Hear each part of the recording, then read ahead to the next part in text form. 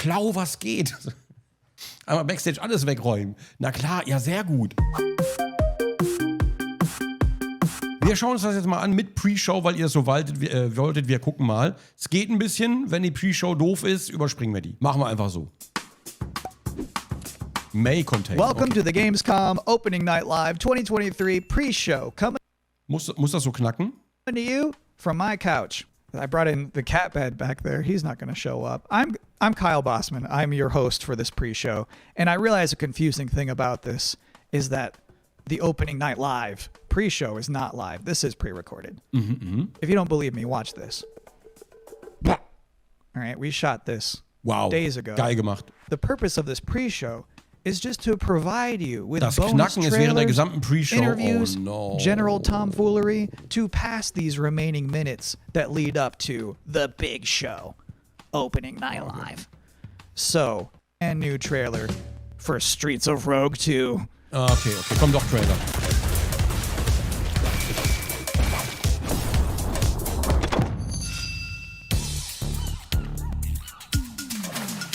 Welcome to the City of Dreams. Und dann knackt ja alles. Oh nein.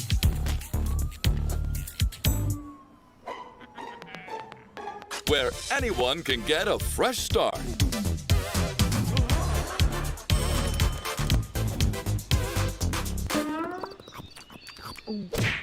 Where a corrupt president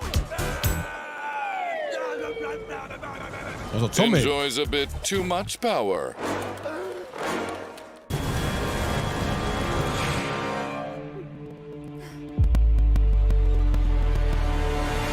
Well, sometimes you just have to go rogue.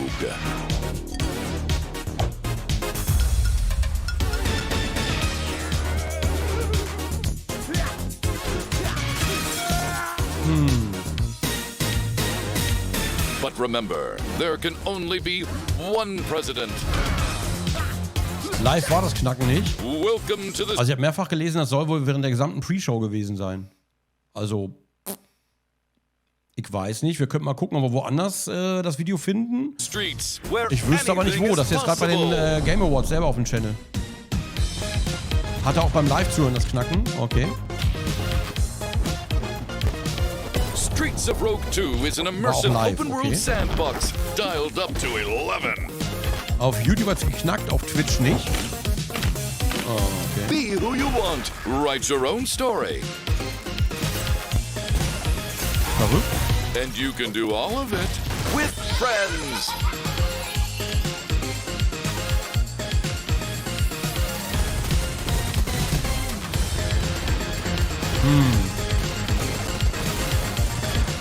Gibt's das bei Twitch irgendwo als On-Demand?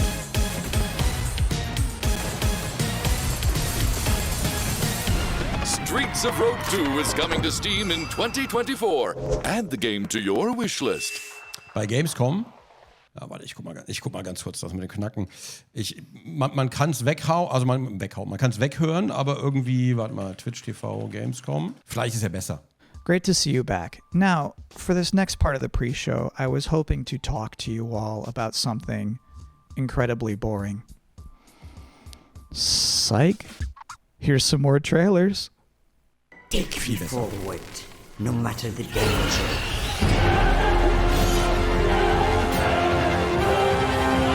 Trine 5, ne?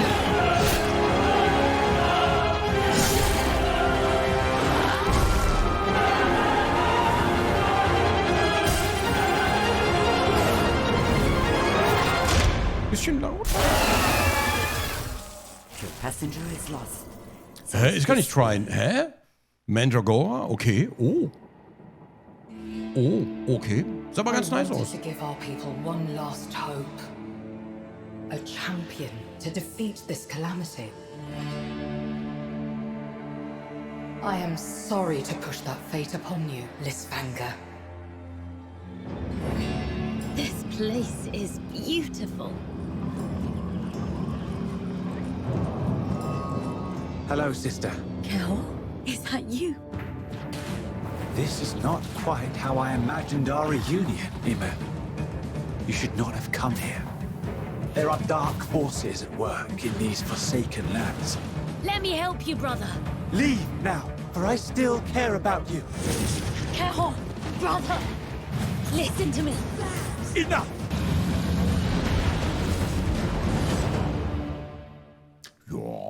Now, I realize even this far into this show that you might think I'm just some guy who hijacked the broadcast, and I don't blame you. So to prove that this is all legitimate, here is the host of Gamescom Opening Night Live himself, Jeff Keighley.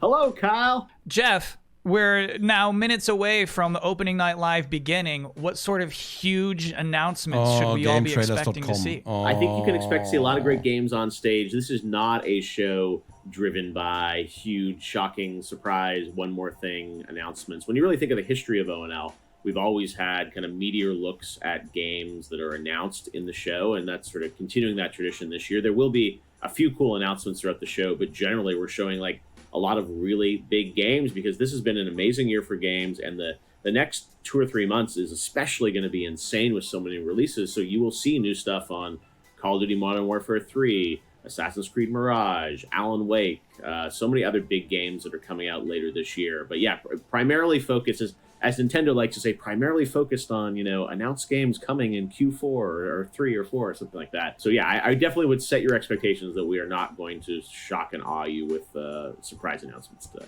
When you say meteor, though, that to me implies more than just a trailer. The good news is when you're not just announcing games, you can also showcase, gameplay. And that's the constant battle always happens where people want some CG teaser for a game coming in 5 years.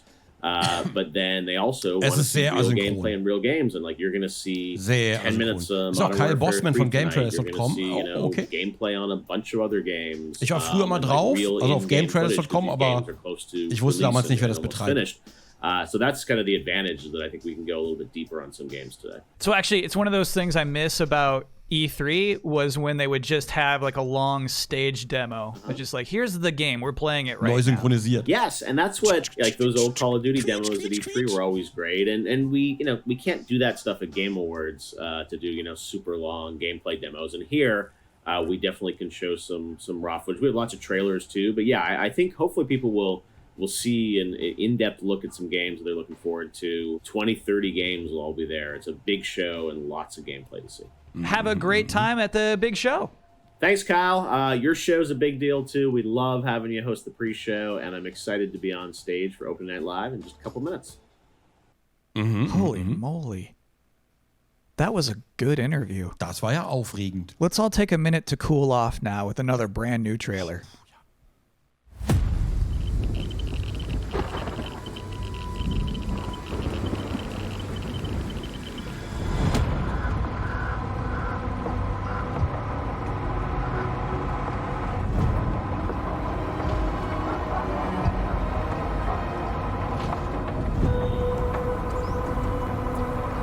Van Life, the game.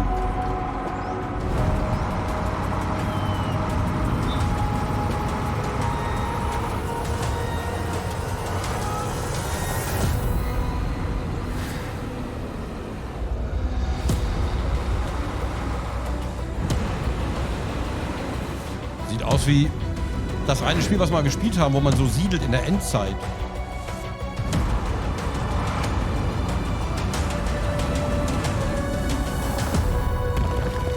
Oh, ja, zweiter Teil, Endzone 2. Okay, cool.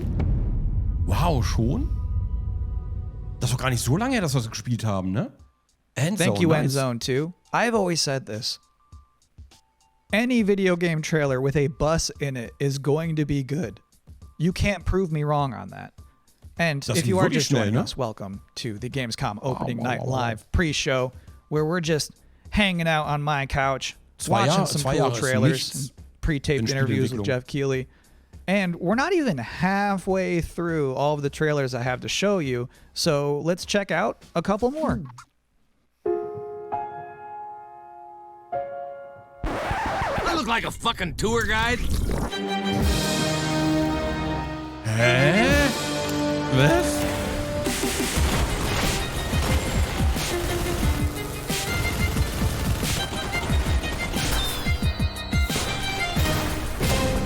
Bulletstorm war so großartig, ne? Das war so großartig.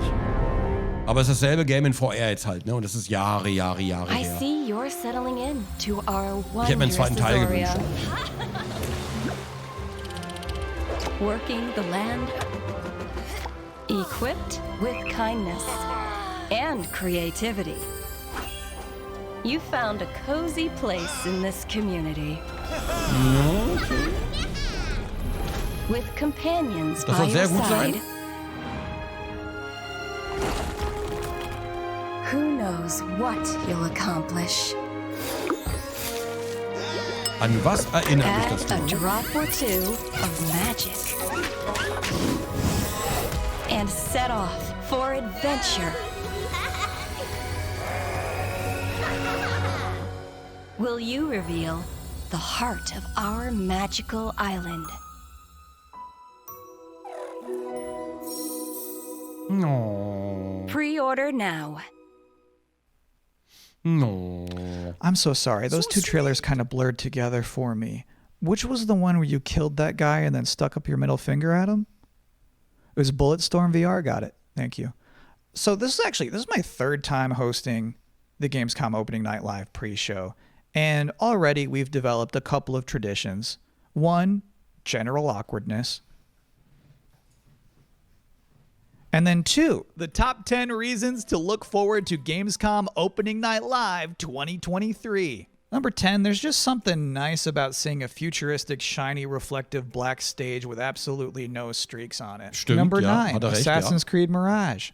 Number 8, the big games you already know will be good. And then the number 7 reason to look forward to Gamescom Opening Night Live is the weird games you never heard of before. Da freue ich mich am meisten I like drauf. those weird trailers. Those to me tend to be slightly more interesting than the sure things. Number 6, Sonic News. What? Jeff Keighley is showing up to Gamescom Opening Night Live with Sonic News. News about Sonic the Hedgehog. And let me tell you, there's no way it's bad. Whatever it is, it's not going to be bad news. This would probably be number 1 for me, but I'm trying to be objective with this list. Number 5, the raw thrill of a developer saying we can't wait to share more. Number 4, Alan Wake 2. This game's coming out in October, and they haven't shown too much yet. I expect they're going to show something kind of big tonight. Number 3 reason to look forward to Gamescom Opening Night Live 2023. It's free. Number 2, Tekken 8 and Mortal Kombat 1. Officially speaking, I cannot rank one of those games higher than the other one. So if I have to put them in the same box, that's a powerful box. And the number 1 reason to look forward to Gamescom Opening Night Live 2023 is that hands down, this is going to be the best Tuesday night of the summer. And please don't be like, nah, not true. I went surfing on a Tuesday. We don't care. We're talking about all of us combined. Collectively, this will obviously be the best Tuesday night of the summer. Because they know how to party on a Tuesday in Cologne. Trust me. And do you know what else sounds like a party? The 7th Guest VR. So let's watch a trailer for that. Seven's Guest? Das ist schon uralt. Old Man Stauff built a house and filled it with his toys. 6 guests came one night. Their screams the only noise. And what about the rumors? Eleanor, they're just that. They're rumors. Stauff has spent his fortune wisely. Never mind the smell. Ich habe es neulich noch auf der DOS-Box installiert. Deswegen wundert mich das gerade. Burden. Maybe you've seen me on Broadway. Das sah damals ein bisschen anders aus. Oh, I'm bored. I'm going to the kitchen. Wait. We shouldn't go walking alone. This is a game. Nothing more. One of us is going to win that prize money. Warte mal, wieso hat man eine Skeletthand? War man nicht eine junge Frau oder verwechsel ich das gerade mit 11th Hour oder wie das andere hieß? War man nicht die junge Frau, die die mit dem Typen in dieses große Haus gezogen ist, das irgendwie ganz weird war? Sieht nach Handschuhen aus, aber ich sehe eine Skeletthand. Every man for himself. Nothing but queens. Apparently, there's more to this than I thought. Der Cursor war eine Skeletthand. No one came out that night. Okay. Not one was ever seen. Trotzdem weird. But Old Man Stauff is waiting there. Crazy, sick, and mean.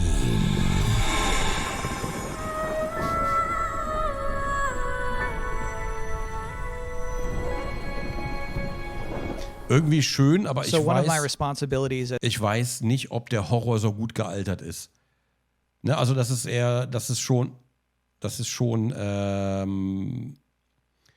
ja, so 90er Jahre Horror ist heute eher so niedlich, glaube ich, oder? Glaube ich. Also es ist so, Geister, spuklich, oh nein, Fledermäuse, oh nein. Ist eigentlich eher, ist so harmloser Grusel eigentlich, mehr so Geisterbahnmäßig. As a pre-show host is to pop up in between scary games. If you have two scary games back to back, there's a big chance the audience could become unnerved. Genau, mehr and Retro-Mystery, uncomfortable. ja, genau. So I'm here now to give you a chance to catch your breath, provide a nice comforting voice with a nice comforting face. And now you are appropriately comforted. Next, a scary game.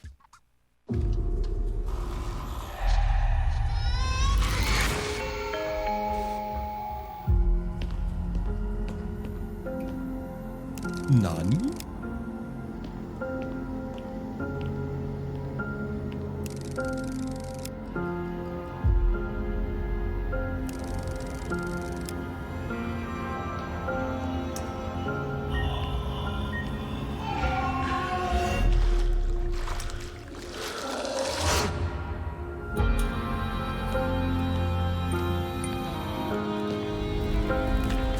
Oh. Das war eine Aussparung. Auch von hinten.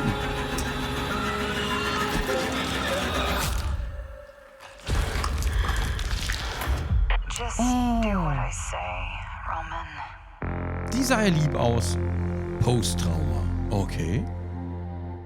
Die sah ja lieb aus My am favorite Ende. part of that whole thing is when he's in that dank bathroom and he shines his light into one of those toilet stalls. And like the girl from The Ring is standing there and the guy doesn't move a muscle. He just straight up does not react. That's like my ideal video game hero. What a guy. Anyway, as you could probably tell, I'm not German. So our producers thought it would be a good idea for me to educate myself properly on some Gamescom culture from an actual expert. Lieber nicht. From IGN Germany, here is Anne Wernicke. Thanks for having me. Anne, I'm so glad you're here. I have so many questions for you. What is the best way for people all around the world to keep up with what's happening with ONL and Gamescom? There's an official Gamescom live stream, and it programs in English and German. It's done by IGN, so that's the way to not miss out on the stuff that's happening. Was ist denn das hier? Das kenne ich aus der Werbung aus den 90ern. Das kenne ich ja noch. If you're in Cologne, though, and can attend Gamescom, you just go on Saturday and Sunday to Gamescom Festival. There's stages there with musicians playing. There's food trucks. There's like human social games where you have to be like in a soccer table thing. It's fun stuff. You should try it out. It's completely for free. So Hold on, what is it? What is a human social game? you know soccer table? You play We're soccer talking about tables, foosball. right? Yeah, we call it foosball. Yeah. But in this case, you get stuffed into it. So you are like one of the soccer people in that table. You can't move. You just stand there, go left and right, and play soccer like that. What does Gamescom mean to you personally? So 13 years ago, I actually started my career in the industry at Gamescom as a trainee. I just got thrown in, and I was overwhelmed by everything, you know. And to this day, it's just awesome to be reminded of that, to go there and see all these people, and I can still talk to the devs I admire there. So to me, it's kind of... One last important question for you. Sure. Yes? How do you say world premiere in German? It's actually Weltpremiere. Tu mir jetzt. Pretty similar, right? I think I could do that. Da wurde wahrscheinlich kurz Kritik geübt. Yeah, do it. Weltpremiere. Yeah, man, that's good. Ja, das war gut. Das war gut. Congrats. And thank you so much for helping me out today. Absolutely. Thank you for having me, Kyle. Have fun at Gamescom. Thank you. All right, cool. Now I too am an expert. Please enjoy. Ja, Einer.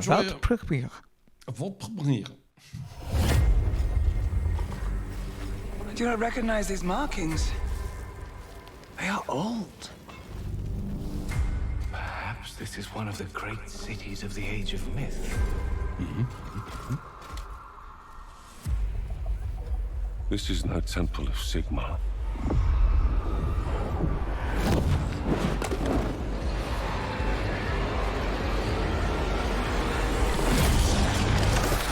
Weil das gleich 4. Sigmar! No relent! No mercy! We must fight on! The banner cannot fall!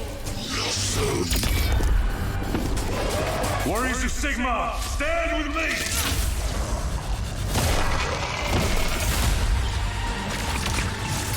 Obtaining this power may end up being the reason we were sent here in the first place.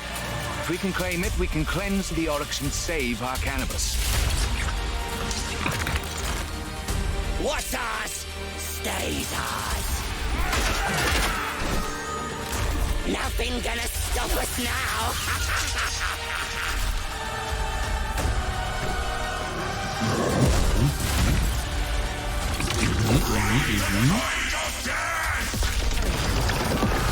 We do not fear death.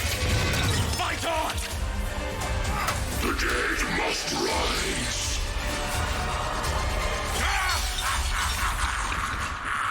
Realms of Ruin. Warhammer Age of Sigmar. Okay. Okay.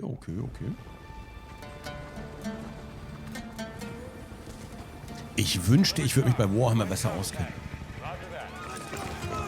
Sag ich jedes Mal, wenn was von Warhammer kommt.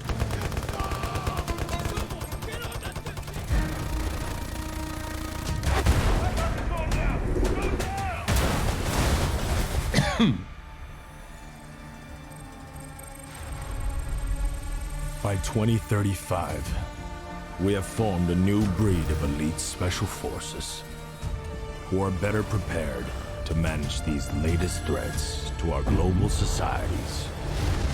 Muss nur 8000 Warhammer-Lore-Bücher lesen. Ach, easy. Andi, grüß dich. Ich hoffe, du hast dich ein bisschen erholt. Du arme Sau.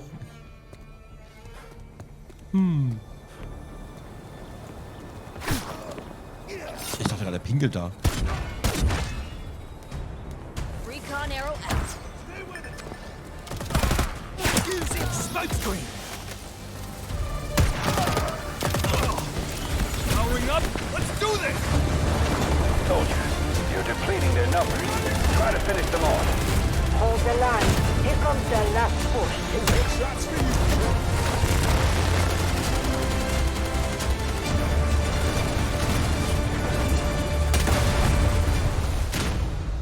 Delta Force. Okay, ja.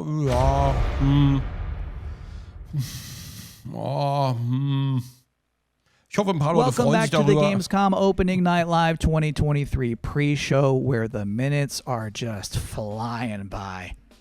ONL is about to begin with Alan Wake 2, Tekken 8, Sonic news, and things I was not permitted to talk about in the pre-show. So, this bad boy, this is about to wrap up. I have one last trailer for you. Here is Homeworld 3. Okay. My name is Imogen Sajet. My entire life has been study, analysis, planning. Today, the galaxy is burning. Fleet-wide comms open. Attention all personnel. You have each just received a mission briefing. Nothing is redacted, because I want you to know what is at stake. We have been tasked with finishing Karen Sajet and the Fifth Fleet's mission. Discover the source of the anomaly and the hyperspace attacks, and stop it once and for all.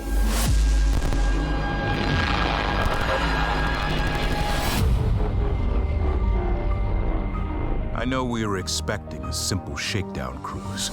Proximity alert. Control enemy strike report. Many of you are feeling overwhelmed, We've got incoming. doubting yourselves. Tracking on cover. They're all over me. I have no doubt. We will succeed. takes to complete the mission. Enemy strike craft coming in fast. Ich schau gerade den Trailer, Mann. Aber ich habe Homeworld 1 und 2 nicht gespielt, muss ich zugeben. Ich kenne nur die Bilder von Steam. Sieht mal sehr gut aus. I am Fleet Command. Ja, sieht schon sehr gut aus, ja. And that is it. That's all I have for you here in the pre-show, which of course means that Gamescom Opening Night Live is now mere seconds away from starting. Thank you so much for hanging out with me here on my incredibly cozy couch. Enjoy the show. So, und jetzt geht's los. Was einige von euch schon gesehen haben. Ich auch, aber live, aber nicht mit euch. So.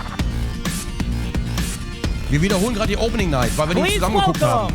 Your host, ich sitze ungefähr, ich glaube hier ungefähr, da so ungefähr, glaube ich. Also man müsste mich gerade gesehen haben. Ich weiß, es ist euch sofort aufgefallen. Also da hinten müsste ich irgendwo gesessen haben. Wir haben wirklich nicht viel gesehen und ich muss einfach sagen, der Bildschirm hier, ne? Das ist die Haupthalle, also die Hauptpräsenhalle von der Gamescom. Und ich habe mir die ganze Zeit nur gewünscht, warum ist dieser Screen nicht größer? Das müsste eigentlich bei der Größe von der Halle und so vielen Zuschauern, der müsste eigentlich so eine Kinosaalgröße haben, der Bildschirm. Der ist viel zu klein. Auch nochmal konstruktive Kritik, der war wirklich zu klein. Es ist cool, wie sie das mit der Stage gemacht haben, dass das hier alles verbunden ist, pipapo, und das passt alles so zusammen, ist schon ziemlich cool. Aber der hier müsste einfach viel größer sein, weil das der Mainscreen ist, auf den gucken alle. Und der wird hinten, wenn du hinten sitzt, ich saß einigermaßen mittig, aber wenn du hinten sitzt, sieht das Ding einfach aus wie so ein kleinerer Wohnzimmerfernseher. Ja, also man erkennt da wirklich dann nicht so viel. Das ist nicht so cool gemacht. Ja, naja. Creator of the Game Awards, Jeff Keighley.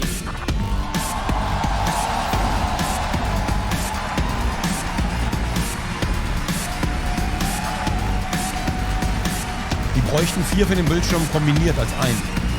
Das wäre eine gute Größe. Ja, das ist Halle 7, genau. Hello, Germany, and hello, everyone watching live around the world. I am Jeff Keighley, and welcome to the world's biggest in-person video game event, oder dein TV. Gamescom 2023. So einer auch nicht.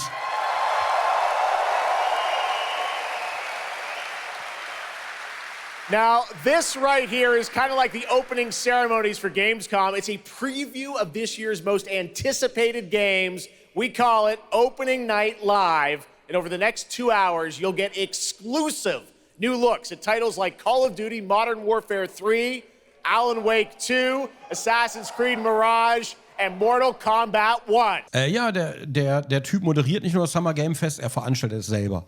Und ist immer von der Gamescom jedes Jahr gebucht, der Geoff Keighley, die Opening Night Live zu machen, also zu realisieren. Der produziert die halt auch, ja. But first, we're gonna kick things off with the first new franchise in more than 2 decades from a legendary game studio. And to help us step into the vast world of Starfield, please join me in welcoming the composer of the game, Inan Zur, for a very... Das ist doch Deutschland, wieso kein deutscher Moderator? Weil die Gamescom wäre gerne eine internationale Messe und sie würden auch gerne international sein und deswegen wird auch die Opening Night Live international gehalten. Und ich glaube, wenn da Hans-Jürgen stehen und moderieren würde, dann würden wahrscheinlich international nicht so viele zugucken. Ja. Special Performance. Maestro.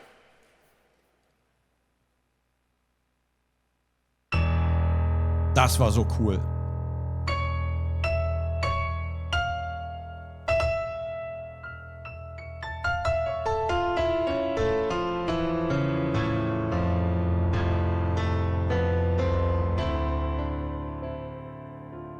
Die Live-Musik war voll geil. Hat sich vor Ort 1000-mal besser angehört als hier gerade.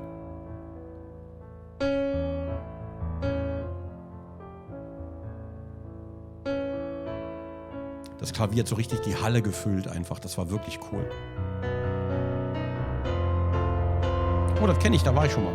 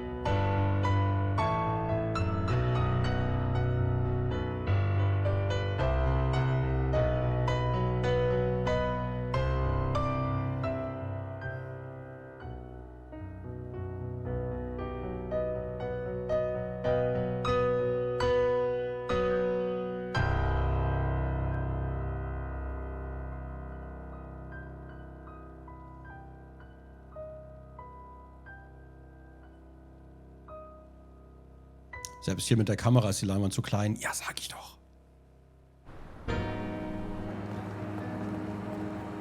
Ach, die zeigen sie hier groß. Oh, sehr gut. Sehr gut, sehr gut. Kein Applaus? Doch. Wir haben alle, das ist geschnitten hier. Wie kann es doch nicht geschnitten sein auf Twitch? Wir haben alle applaudiert. Doch. Na sicher. Da hätte ich auch alleine applaudiert, wäre mir egal gewesen.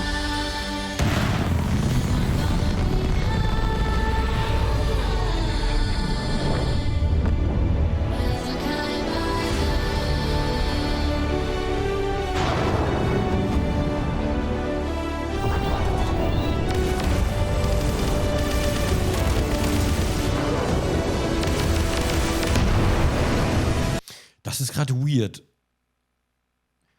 Das Bild sieht so aus, als hätten die den Trailer direkt reingeschnitten, aber der Sound hört sich so an, als hätten die die Halle aufgenommen, oder? Oder irgendwie den... Weil der Sound ist nicht direkt vom Trailer, glaube ich. Kommt mir zumindest gerade so vor. Das klingt so flach, weißt du, was ich meine?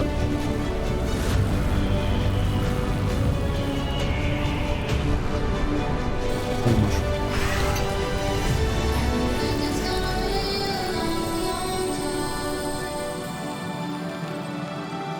Nee, das liegt nicht an Twitch. Nee. Also ich krieg bessere Sounds hin, wenn ich mit Twitch streame.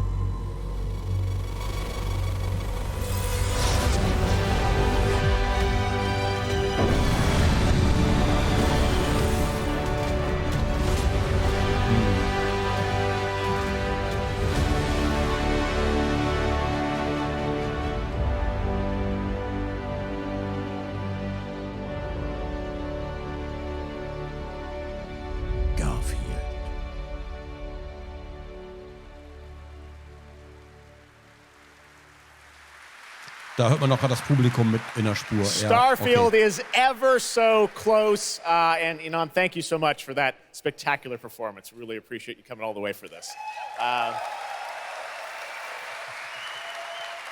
It's true, in just over a week, fans will start to play Starfield in early access on Xbox and PC. Well, I've been lucky enough to start playing it. Don't be jealous. I'm not allowed to say anything about it. Yes, exactly. Der Vollidiot. Oh, der ist doch mit drin. Oh no, der Vollhonk. Überleg mal, du bist der eine Typ, der sich vor allen Leuten zum kompletten Vollhorst macht. Und du bist nicht cool oder edgy oder irgendwas, sondern du bist einfach nur ein kompletter Vollidiot. Und alle sehen das. Und du bist auch noch im Video mit drin und alles. Wer ist das? Das ist irgendein Dude, der nach vorne kommt. Ja, GTA 6. Es ist einfach ein Vollidiot. Das war... Oh. All right. Well, guys. Okay. Thank you very much. Thank you very much, guys. Really disappointed. They're disappointed. GTA 6. Aber nur... Nicht originell, nicht lustig, nicht mal was Lustiges gemacht, sondern einfach nur nach vorne, GTA 6. Wirklich einfach nur asozial. Also nicht mal lustig ansatzweise oder irgendwas. So nichts dahinter. It's just so disappointing. This is such a special night for so many developers, and it's really disappointing to see someone act that way. But we're going to move right on with the show. We've got a lot of great games to show Genau you. richtig gemacht. Einfach ignorieren, weitermachen. Really, it's just so sad to me to see something like that happen tonight. We're here to celebrate games and this community and how much they mean to us. So, without further ado, I want to move right on with the show because we got a lot to show you. And the good news, Gamescom, is we have someone very special here ist das Beste, was du machen kannst. Einfach be here to ignorieren. talk about Starfield. Please join me in welcoming to Opening Night Live in Gamescom for the first time ever one of our industry's greatest creators, the director and executive producer of Bethesda Game Studios. That's right, Todd Howard, everybody. Das war krass, dass der da war. Das war sehr krass.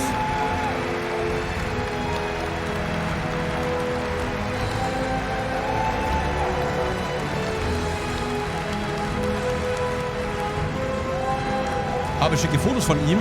Ich hätte so gern ein Autogramm von dem, ne? Todd, thank you so much for coming all this way to Gamescom. Spieleverpackungen, die ich habe. We have a lot to talk about with Starfield, but first of all, is this true? This is your first ever time at Gamescom? This is my first Gamescom, and you were right. You said how great the crowd is here, and it Hat aber auch recht.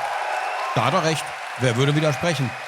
And just all the fans that come here for the biggest convention in gaming to celebrate games. And I figured, you know, it is our first new franchise in over 25 years. So if I was going to come, you know, it's for Starfield. Well, we all welcome you to Gamescom in Germany, and we're all very excited to step into this new world, Starfield, and the next week, early access. Set up for people, why did you want to make this game, Starfield? Why did you want to create a new world?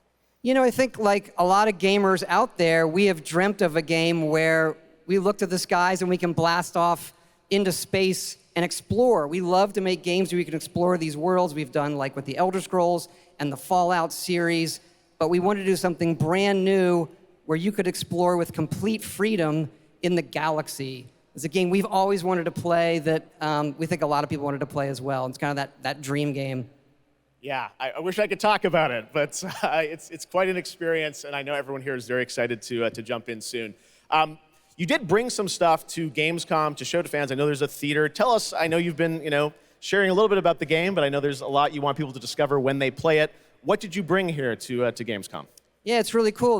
We've built a 300-person seat theater where we're actually showing the beginning of the game, and you start out as a miner, and you touch this artifact that affects you in some way, where you see a bit into space-time. Wenn ich das gerade sehe, dann muss ich wirklich noch mal mehr auf Nahkampf skillen, weil es sieht echt lustig aus.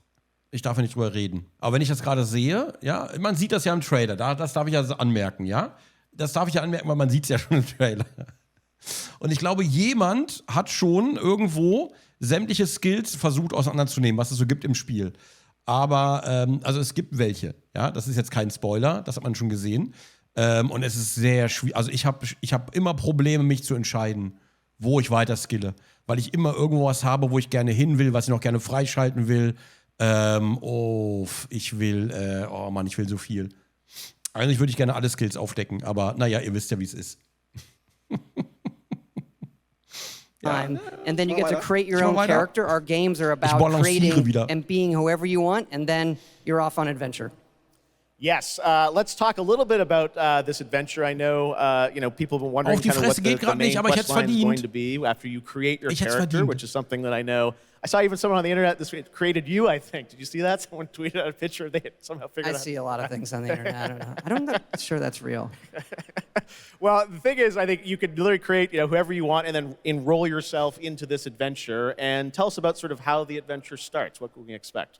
Well, you jump off. You're joining Constellation, which are the last kind of group of space explorers, like NASA meets Indiana Jones searching for these artifacts. But the story goes a lot of places. The game has a lot of surprises that we haven't talked about. I don't want to spoil them here, but really, really happy with how the story turned out and where it goes.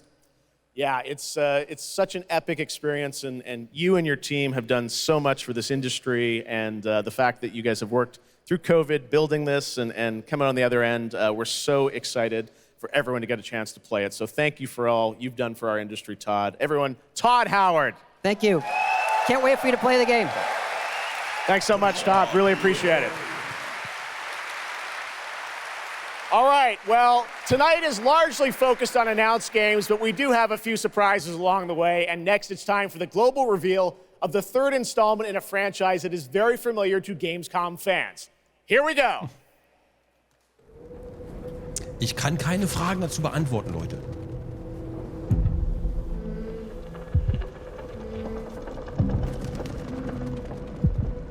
Da habe ich mich so gefreut, ne?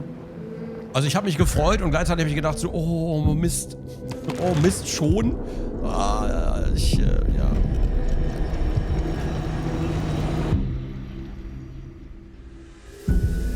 Aussagen bestätigen. Lieber Brownie, es geht aber nicht. Ich würde gerne. Ich muss den zweiten Teil noch spielen. Den würde ich gerne demnächst angehen. Nicht mehr so auf die lange Bank schieben.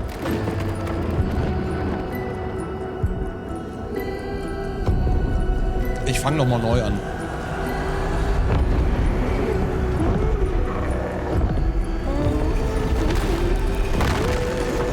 Little Nightmares 3 würde ich im Koop mit Tati spielen, also mit der Pan spielen. Das passt sehr gut. Alter. Ich liebe Little Nightmares. Ich liebe es einfach. Optisch so großartig.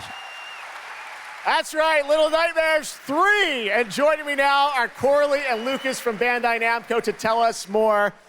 Lucas, thank you so much. It's great to have you back here at Gamescom to announce another Little Nightmares. Thank you, Jeff. Yeah, it's really great to be back. We're very excited to announce Little Nightmares 3 tonight. Ich weiß aber nicht genau warum. The franchise warum. has a long history with the show. I mean, that's where we announced the first 2 games. So for us, it was definitely the best place, best show to reveal Little Nightmares 3 to the world. Well, we appreciate you bringing us this news. It looks incredible. Corley, I see we saw 2 characters in that reveal trailer. Can you tell us a bit more about them? Yeah, sure. Hi, Jeff. Hi, everyone. I'm so happy to be here to present you Little Nightmares 3. So yeah, as you have seen, we have 2 characters, but now you have 2 players as well, so you will be able to play both in single player or online co-op if you want, and face your childhood fears with a friend. Now, I saw a lot of cool new places in the trailer. Can you tell us a bit about sort of the setting for these 2 characters? Yeah, so our 2 new characters are Lo and Alone. They are trapped in a place that we call the Spiral. It's a cluster of disturbing places, and they will have to work together, survive in a world full of dangerous threats and full of delusions. And they will also have to find a way out of the nowhere. So yeah, I can't wait to have you put your hands on the game in 2024. Excellent. We don't have to wait too long. 2024. Lucas, I know that's not all because you're kind of expanding the Little Nightmares world with something more. Tell us a bit about that tonight. Yes, we have one more surprise. So in addition to revealing Little Nightmares 3, I'm very excited to announce our first podcast series. It is called The Sounds of Nightmares, and it's an original story. It's composed of 6 episodes, and we are releasing the first 2 episodes tonight. So you can go on our website, thesoundsofnightmares.com, to check it out, and we hope that our fans are going to enjoy it. Awesome. All right, well, we're very excited to learn more. Thank you, Lucas and Corley. Thank you, Jeff. Little Nightmares 3. Nach Baldur's Gate und 3 und Starfield. Währenddessen. Next, it is rare when a new studio reveals footage that takes over the internet. That happened back in 2020 with the reveal of Black Myth Wukong from Game Science in China. Da bin ich gespannt drauf. Based on the classic 16th century Chinese novel Journey to the West, here is a brand new look at the gameplay of this incredible action RPG. Das würde ich mal ein bisschen antesten wollen, glaube ich. Nicht durchspielen, aber antesten würde ich schon gerne. Ja, da würde ich gerne mal, ja.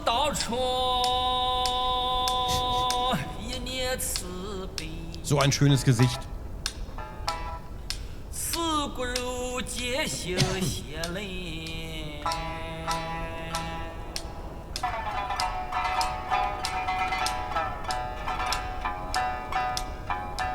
Servelatwurst-Man.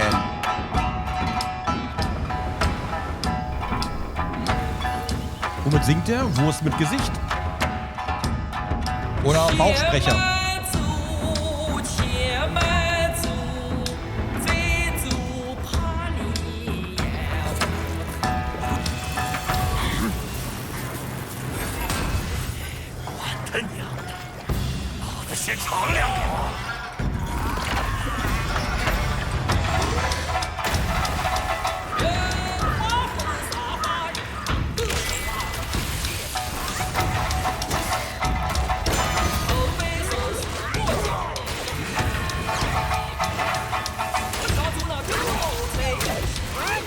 Sterben, the game.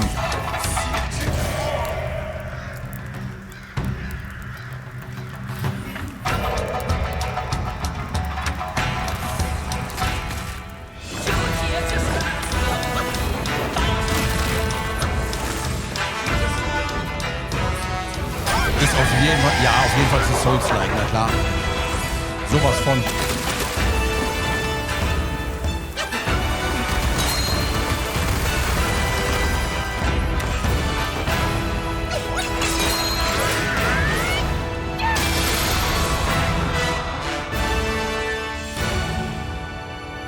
Aber die anderen Trailer fand ich beeindruckender, muss ich zugeben. Hier ging es mehr um Kampf, glaube ich. Hier ging es mehr um Souls-like. Die anderen Trailer waren aber optisch beeindruckender.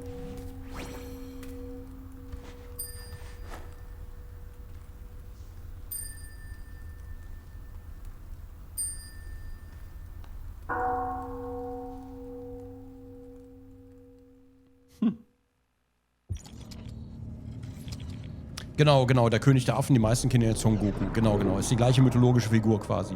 Nur was anderes draus gemacht. Son Goku, der Anfang ist ja auch ein Affenschwanz.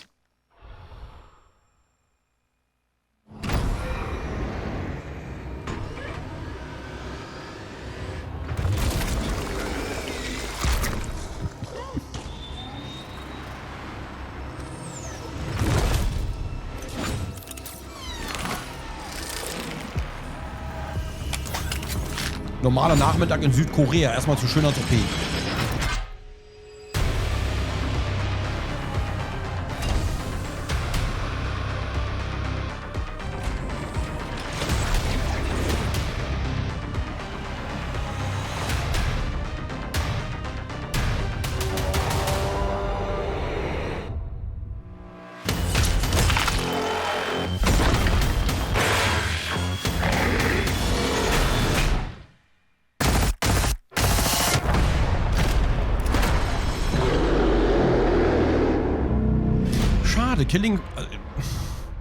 Killing Floor konnte ich nie was ab... Also ich habe es öfter mal gespielt, den zweiten Teil, aber konnte nie was abgewinnen.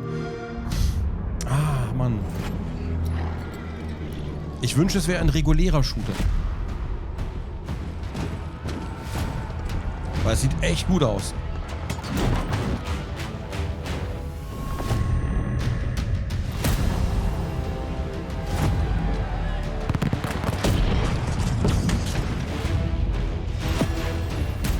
Age of Empires 4 einfach, sieht einfach geil aus.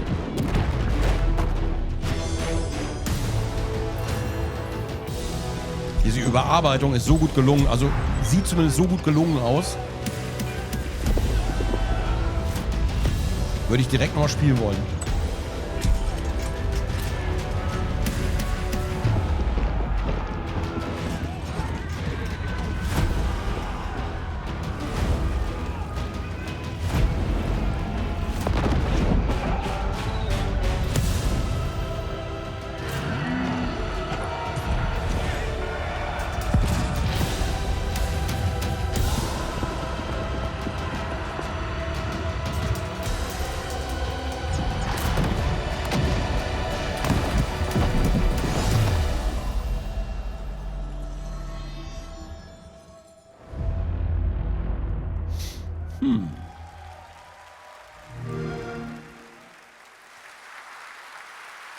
Age of Empires 2 habe ich What a great surprise! vor sehr langer Age of Zeit Empires 4 sehr viel Anniversary gespielt. Edition, an award-winning game on PC, is now available on Xbox consoles today. That's right. All right, next up, we have something extremely special for you. We have one of the most iconic filmmakers of all time in the house. The director behind the legendary films such as 300, Man of Steel, and Army of the Dead. He's come all the way to Gamescom to talk about his new film, Rebel Moon, which is on Netflix December 22nd. Das war krass, aber ich habe nicht verstanden, warum das da ist. To the one and only Zack Snyder. Also war cool, dass er da war, aber ich habe es nicht genau verstanden. War trotzdem cool, dass er da war.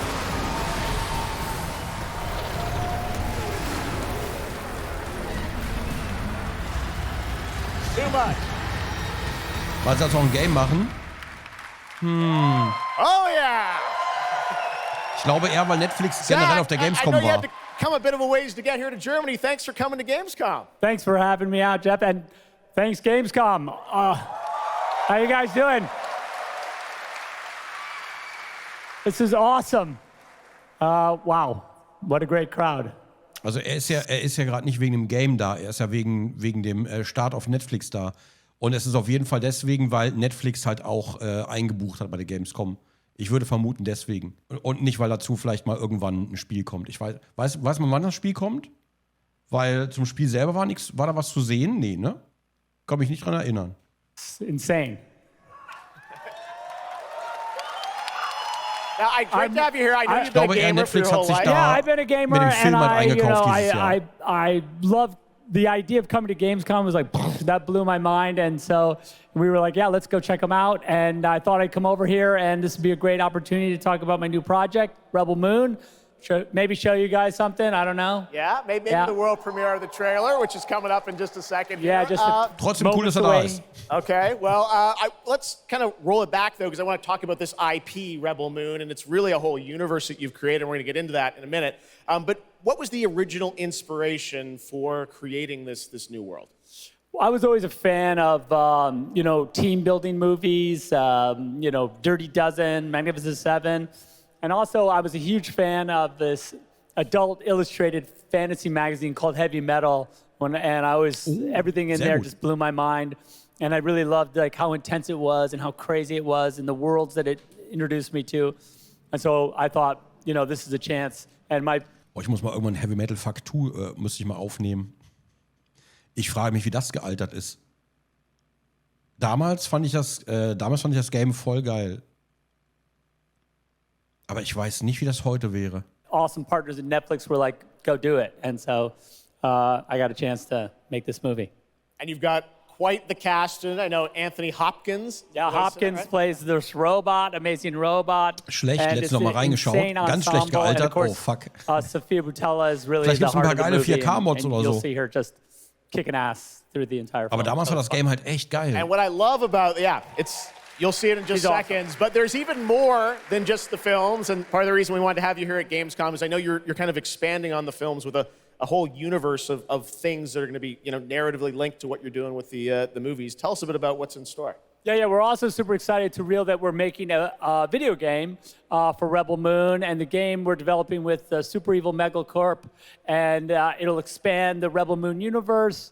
It takes place right after the events of the two movies, and it really is I've been talking with those guys and really interacting with them. The ideas they have and the way the game's going to expand the universe is just unbelievable, and I'm super excited about it. You'll be able to pick your rebel and then go on missions, and it's one and two players in a co-op, and it's crazy. But we're just starting to talk about a bunch of other crazy ideas inside the game, so it's really fun, and that's coming. So keep your eye out for more. All right, well, we love it. The films, the game. Der Pitch klingt nicht so überzeugend. Wähle deinen Charakter und dann geh auf Quests. Es klingt jetzt erstmal noch nicht so überzeugend. Ich glaube, die wissen noch nicht genau, was die machen wollen. Auf die Filme bin ich gespannt, weil Zack Snyder, geil, ja.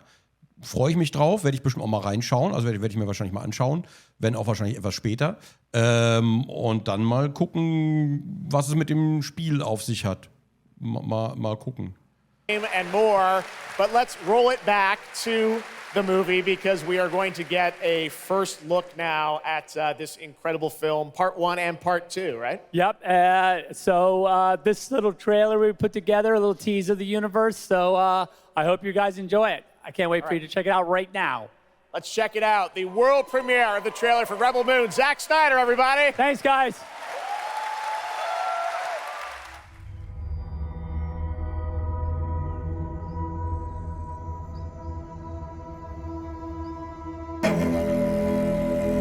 Bei Gladiator geklaut.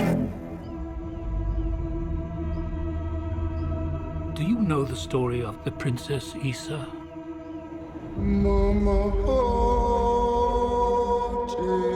myth, she was called the Redeemer. It was said this child would stop the madness of war. That she was to usher in a new age of peace and compassion. I was given memories of a world I will never see. Loyalty to a king I cannot serve. And love for a child I could not save. Sind halt schon krasse Bilder auf jeden Fall.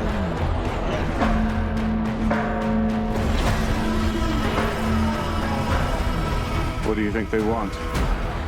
Everything. I found her. A Scargiver. I am a child of war. was taught that love is weakness.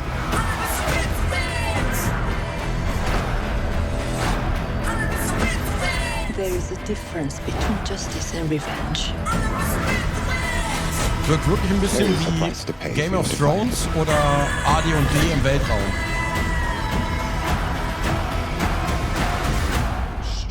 One moment. I do love this part.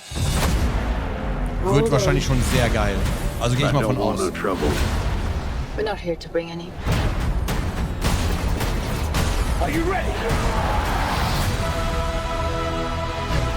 You and I both know fear.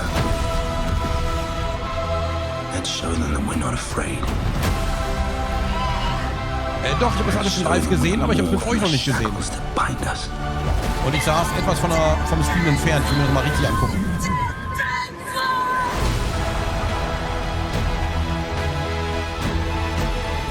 A king is a man, and a man can fail.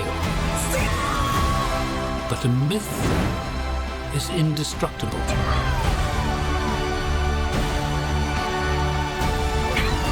The time has come for all that you love. Protect each other and show them no mercy. Jetzt haben wir den Film schon gesehen. Fast komplett.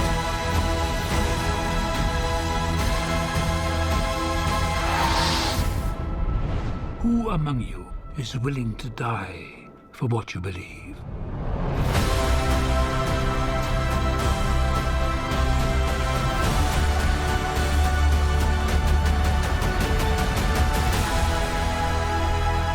Star Wars Game of Thrones von Jan Starship Troopers.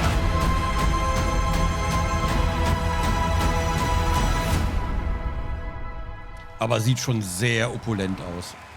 Sieht schon sehr, sehr opulent aus. Also war wirklich gut. Die Bilder waren sehr, sehr nice. That looks insane. I cannot wait to play that game. All right, well, now we're going to move on to something that is very long awaited because sometimes good things do come to those who wait. It's been a number of years since we last heard an update on Crimson Desert, the new open-world action-adventure from Pearl Abyss in South Korea. Das sah ziemlich cool aus. Well, that changes tonight because the team has prepared a very special gameplay update trailer to share with the world first here at Gamescom. Enjoy. Crimson Desert sah ziemlich geil aus. Hatte ich mir sogar aufgeschrieben.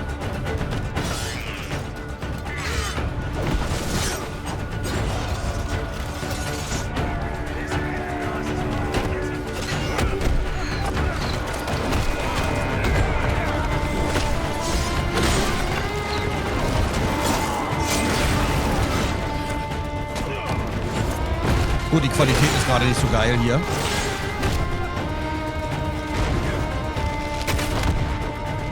Wenn es gerade scheiße aussieht, liegt es einfach am Twitch-Codec.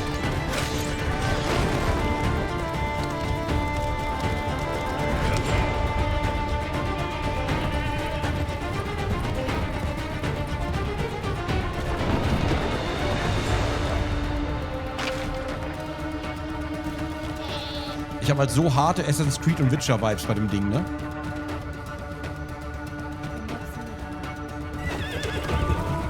So alles drin einfach.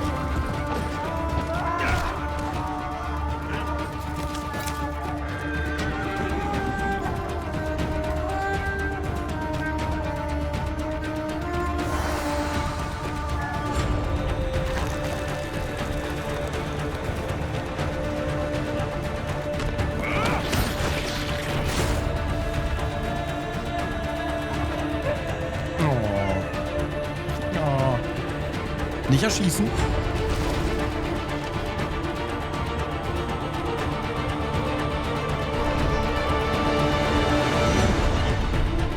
Und dadurch so hart ist das Street Vibes auch.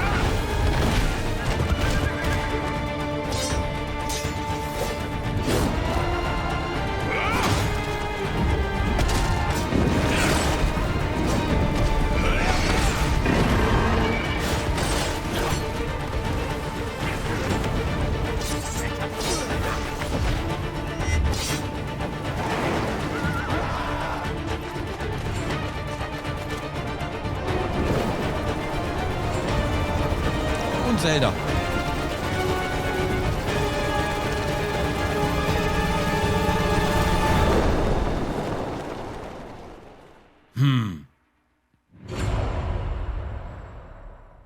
Tja, lassen wir uns überraschen, ne? Lassen wir uns überraschen. I hooked up with my favorite game in the world, Payday, and I have my own special heist mission in Payday 3. And you know, I know a lot about heists in real life, all right? It launches September 21st. Here's a world premiere first look. Okay, so here's the deal. The components are kept in high security cooling containers. Ich weiß nicht, warum die Ice-T da reingepackt haben. Ich habe keine Ahnung. Legende ja, aber irgendwie so. Das macht ja nichts besser. Take too long and they'll start to degrade and lose value. Now, do what you need to do to get ready.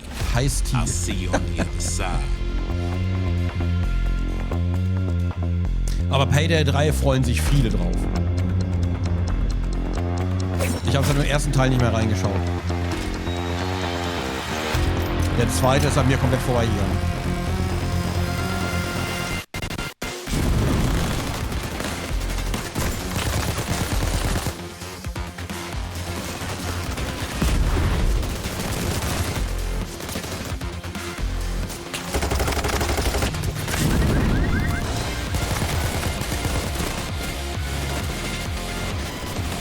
Das mit Matt. Ob wir einen Überfall hinkriegen würden?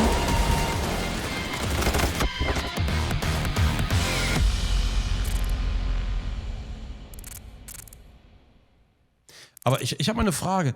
War Payday aber nicht das, wo man früher auch sneaky Banken überfallen konnte oder irgendwie sowas? Oder verwechsel ich das gerade? Weil das hier sah gerade eher nach nur Action aus. Ja, war es. Okay. Das geht immer noch? Okay. Weil hier das gerade eben sah eher so aus wie Bankhaste bei GTA oder so. Du kannst beides tun. Okay. Wahrscheinlich einfach nur, damit mehr Action ist. Haben sie wahrscheinlich gerade so gewählt. Okay, sehr gut zu wissen. Ja, war sogar gut, es leise zu machen, aber dann wurde es zur totalen DLC-Sau. Oh. Okay. Es hat deutlich schwerer, sneaky was durchzuziehen. Schade. Das ist schade. Das ist leider schade. Oh, doof. Okay.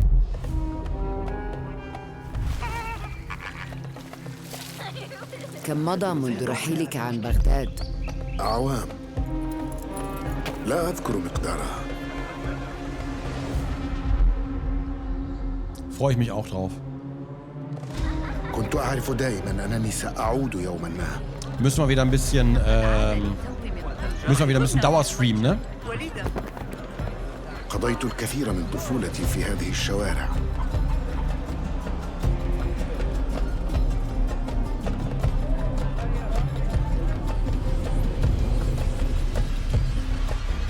لطالما كنت أستمتع بهذا المكان. 81 DLC bei Payday, Mann. كنا نتسلل إلى بيت الحكمة في صغرنا أنا وصديقتي نهاد.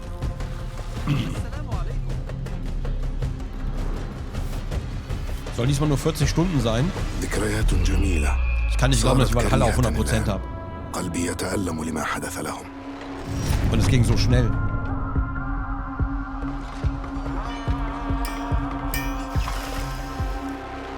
وها أنا ذا مستتر يتهيأ لإعادة النور إلى أحلك أركان المدينة.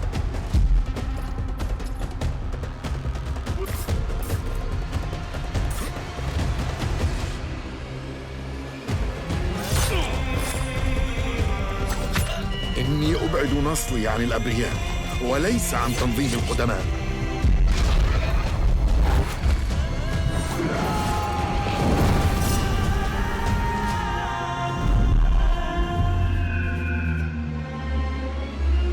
لننهي هذا الأمر.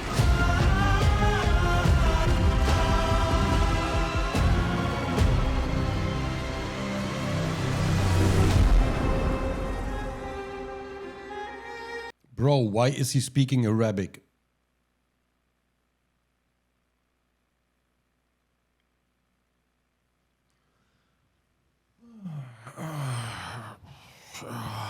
Ich mach mal weiter, ja?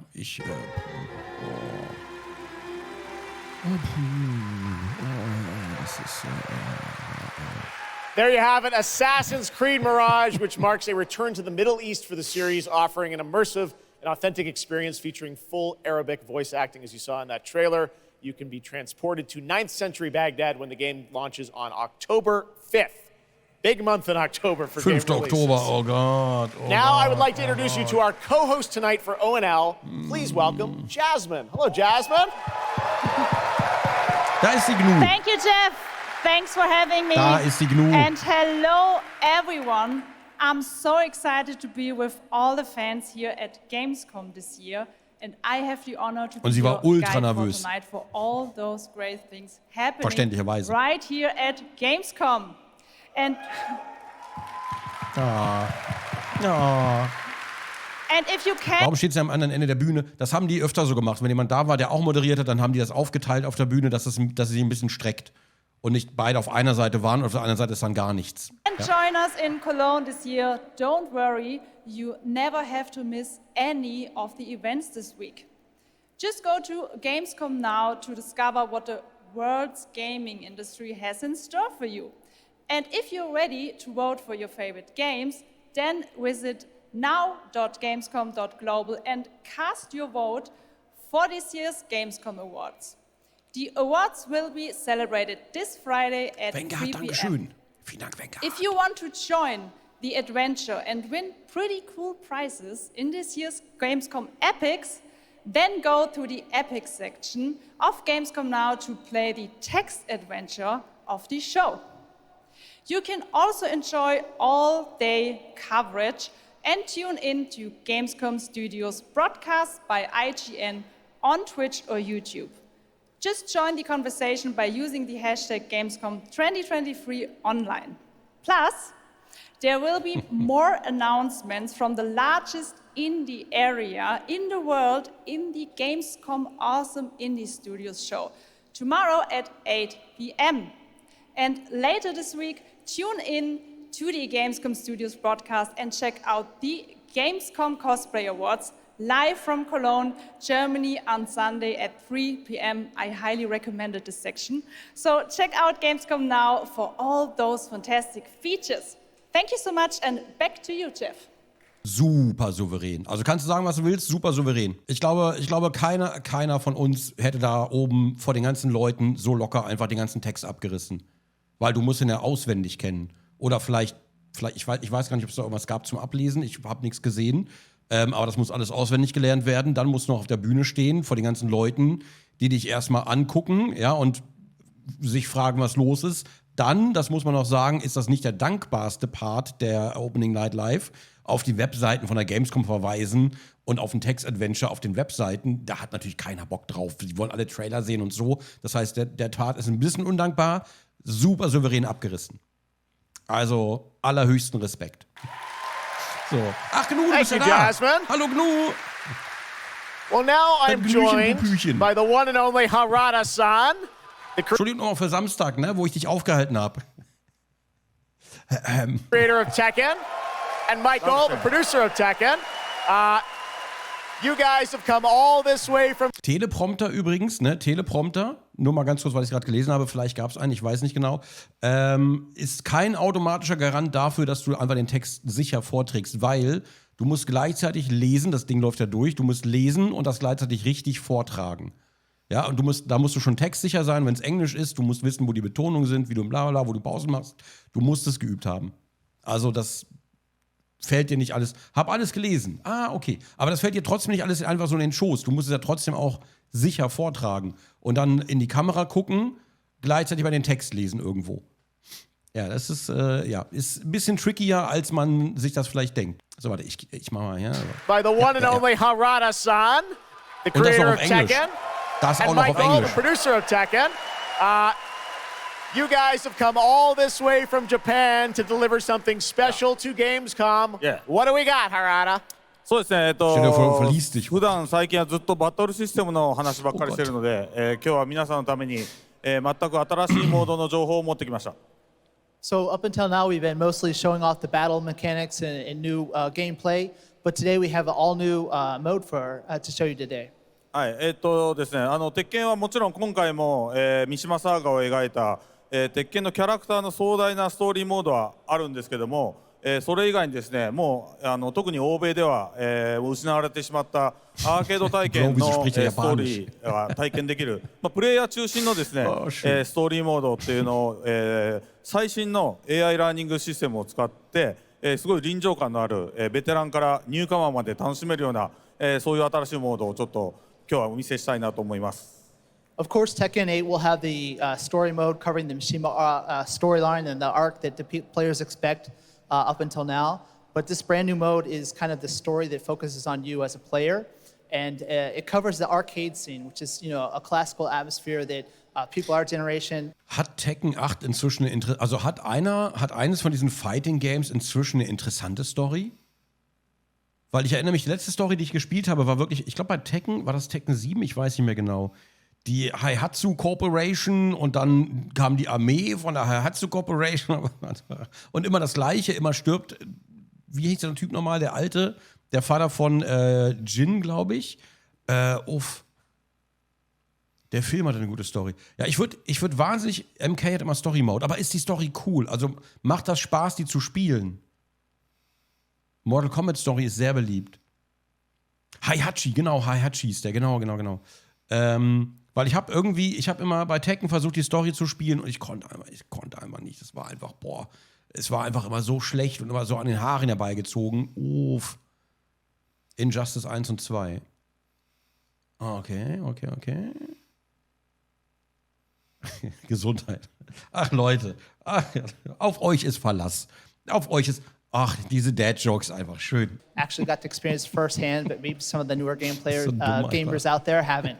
So this will cover that. As you progress through that storyline, you'll experience some all-new gameplay that actually has some AI kind of infused learning aspects to it.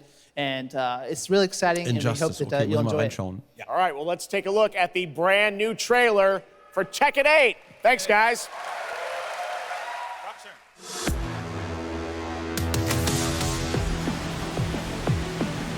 Blöde Twitch-Qualität. Nervt ein bisschen.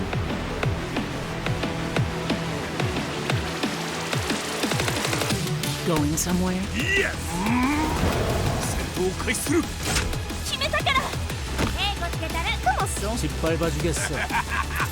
Es hora de entrar. Observa. Heihachi Mishima is dead. أريد معرفة الحقيقة. Bester Charakter sowieso, Yoshimitsu. Willst du im Sparring gegen mich antreten? Das ist weird. Yoshimitsu Kento. Why is he speaking German?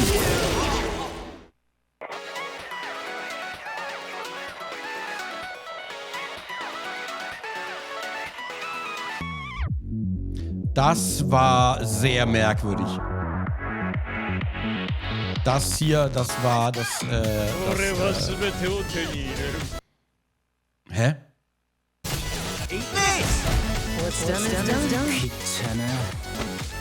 Wegen Asynchron, ne? Ich glaube, das synchronisiert zwischendurch immer ein bisschen, aber besser als das Knacken. In Tekken sprechen alle mit ihrer nationalen Sprache. War nur ein Running Gag, Leute. Ich weiß, warum er Deutsch gesprochen hat. Das ist mir schon klar. Was ist denn mit euch?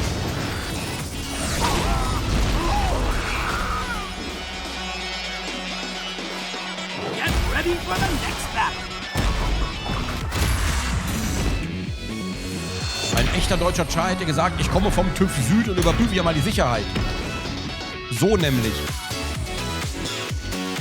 Das ist nicht immersive.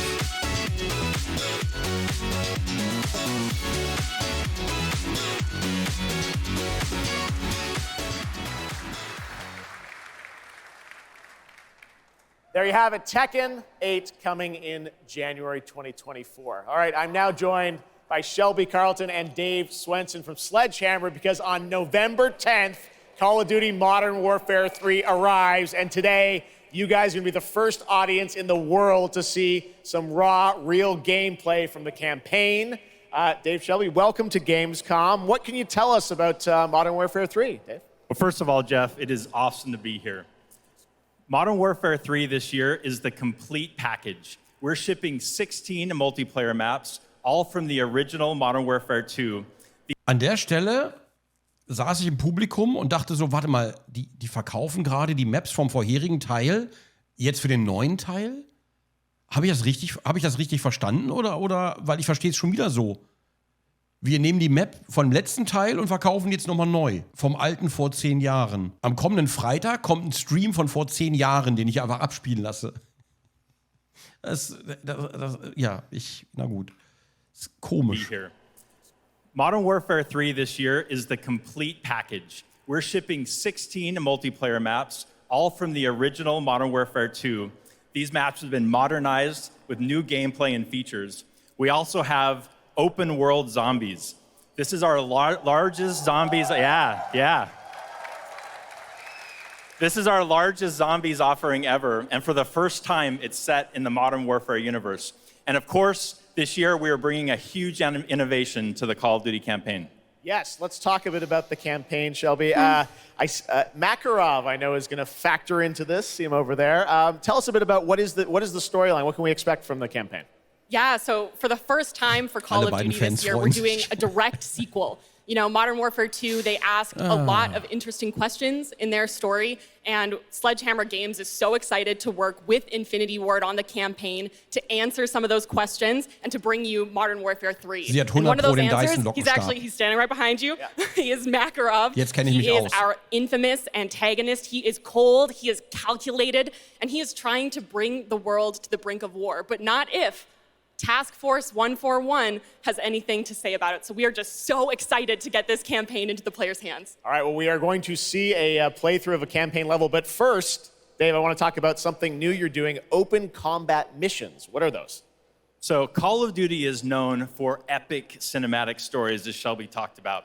And this year in Modern Warfare 3, we're introducing a new innovation to the Call of Duty campaign that's going to allow players to interact with that story like never before. We call them open combat missions. Open combat missions are player-directed. They allow the audience to play the game the way they want to play it. So if you're like me and you like stealth, you can go in quiet, you can equip, suppress weapons. Aber das ist doch keine Innovation. Das hat schon 30 Milliarden Mal gegeben. Also man kann ganz blazing reinlaufen, alle wegballern, oder man kann sneaken. Das habe ich so noch nie gehört. Complete all the objectives without the enemies ever knowing you were there. But if you want to go in loud, you can strap on armor plates, you can go and hit the enemy head on, and open combat missions will support it. You can leverage vehicles, you can leverage tacticals, lethals. Also war gerade sehr cool, eigentlich mit der Bombe auf das Ding kleben, auf den Buggy kleben und dann in den Heli rein entzünden. Das ist schon You cool. can even use your favorite kill streaks in campaign. Now, open combat missions are really important to our campaign story, and they're going to work seamlessly with those epic cinematic missions that Call of Duty fans know and love.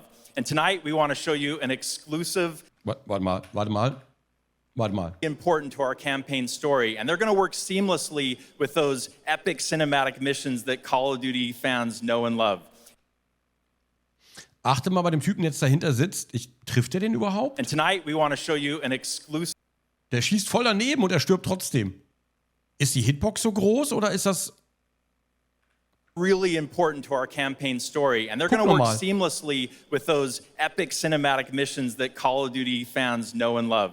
And tonight, we want to show you an exclusive first look at one of these epic cinematic missions. Okay, set it up for us, Shelby. Vielleicht kenne ich mich auch mal nicht aus, keine Ahnung. Start of the game. Aber ist auf jeden Fall daneben. Yeah, so Oder this Streuung, is a keine sneak Ahnung. peek of the very first level of Modern Warfare 3. This is called Operation Vor Angst gestorben. 627.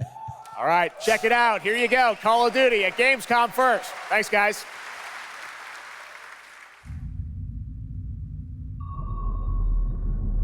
Ach, vielleicht wirklich Auto-Aim bei Konsolen, ne? Vielleicht wegen Gamut-Steuerung. Das kann natürlich sein. Da kenne ich mich nicht aus.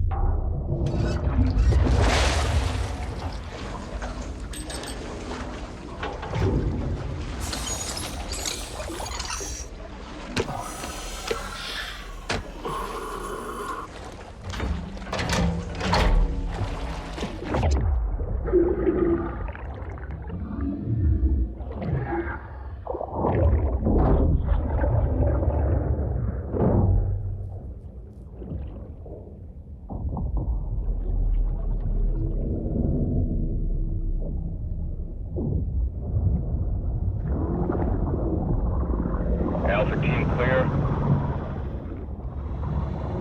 Heading to surface.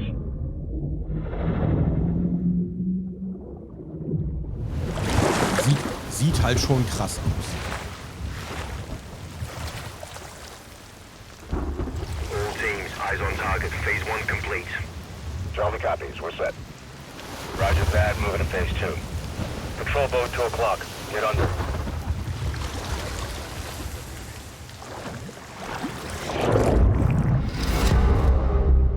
Dave the Diver 2.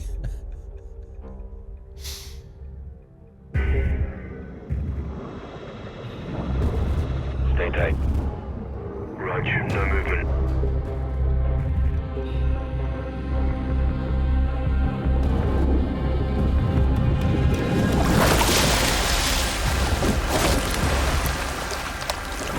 Return to Castle Wolfenstein.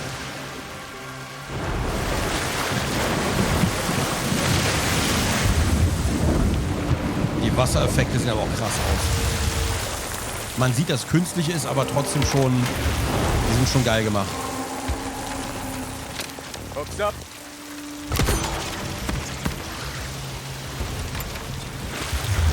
Good hook.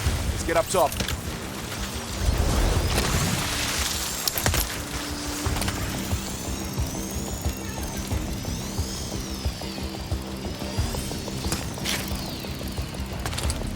So kommt man übrigens auch kostenlos auf die Gamescom.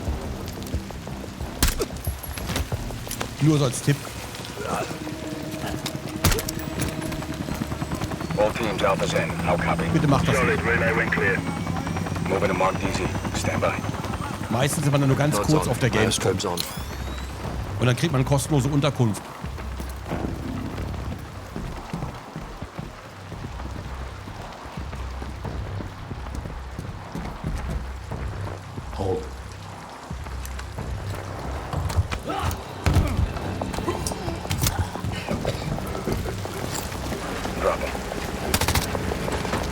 DZ clear.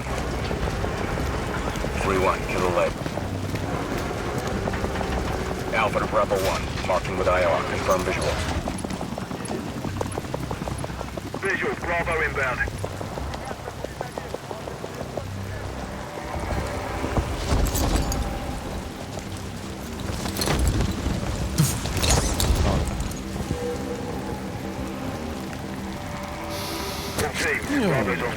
Ja. Sieht aber schon sehr geil aus alles. Muss man schon zugeben.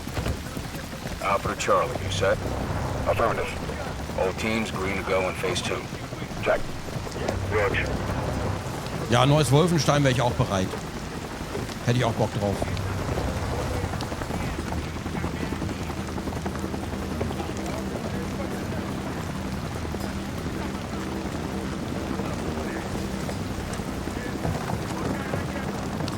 Würdest du was auch mal spielen? Wenn Story ist, ja. Ich brauche meine Story. Ich brauche meine Singleplayer-Story.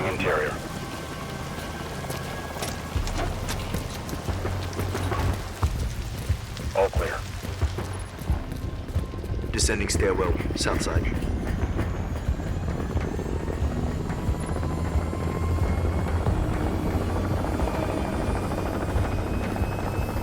Nods off. Be advised, they got a bird up. Movement in the courtyard. Looks like a prisoner transfer. Not our guy. On me. So kriegen die nicht gute Grafik, das ist scheiße. Hold up here. Naja, es wirkt schon sehr immersiv gerade. Also die Atmo ist da. Kannst du sagen, was du willst. Good to go. Roger. Fire in the hole. Stand by. 3, 2, 1. Execute.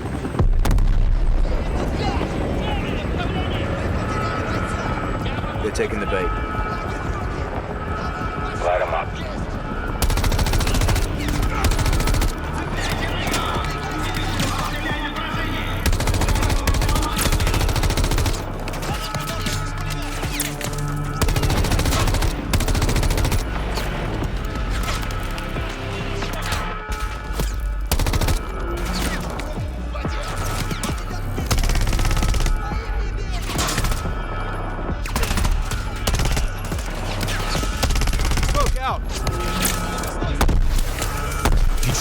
Sieht schon nicht so scheiße aus.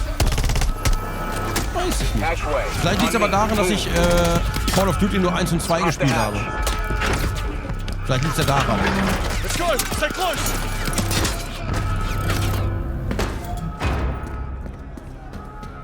Bravo. Alpha's in the tunnels. What's your status? Outside the control room, waiting on you. Copy. At the gate, stand by.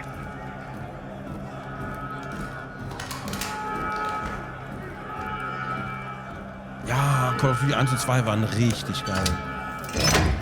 All teams, let's roll from down. Bravo. Ich frage mich, ob die gut gealtert sind. Roger. Blackout in 3, 2, 1. Execute.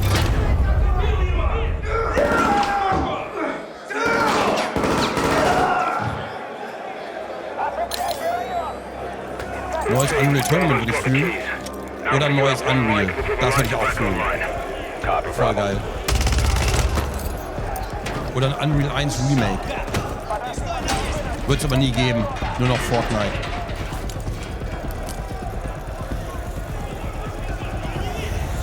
Kick off the riot.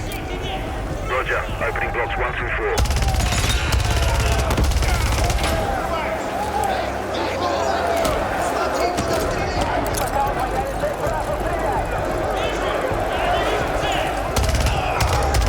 Komplett neues Doom wäre nice. Doom 2016 war der Shit. Das war so gut einfach. Da kann man sich echt nicht beschweren.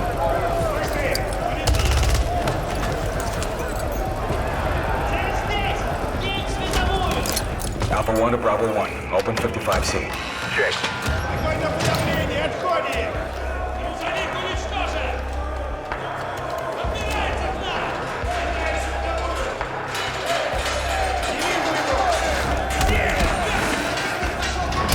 Normaler Schulweg.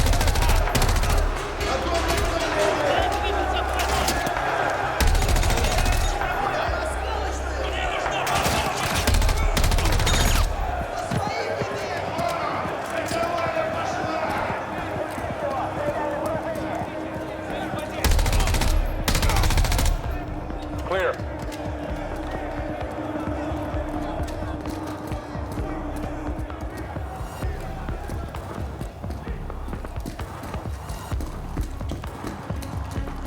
Alpha moving on sub-level. Let's get our guy. Wenn es von IGN angespielt werden würde, dann würden wir immer noch im Wasser sein gerade. Ready, breach? Breacher up.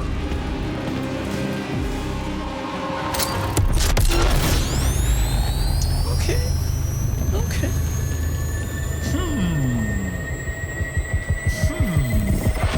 Bin schon neugierig, muss ich zugeben. Ist nicht so, dass zu wenig rauskommt dieses Jahr, um Gottes Willen, aber neugierig bin ich schon. You can stay tuned for more Vielleicht, weil die Modern anderen Teile Warfare nicht 3 gespielt habe. details and gameplay when Call of Duty Next, the premier showcase event for Modern Warfare 3 multiplayer, Call of Duty Mobile and Warzone takes place. We're announcing it tonight on October 5th, and jump in for yourself when the multiplayer beta kicks off on October 6th. We have so much more to share with you, but first, here's an update on Nightingale, the new shared world survival crafting game from Inflection. Da bin ich auch After a few gespannt years drauf. of waiting, it's finally Boah, time to Nightingale find out habe ich the schon auf der early Liste access stehen release seit date for Steam and weiß ich Epic nicht Store. wann. Da bin ich auch sehr gespannt drauf. Ich habe Angst, dass Nightingale am Ende vielleicht enttäuscht. Ich habe ein bisschen Angst davor. And so too Nightingale. Awaken your first portal and tread on towards that which is boundless, beyond the measurable.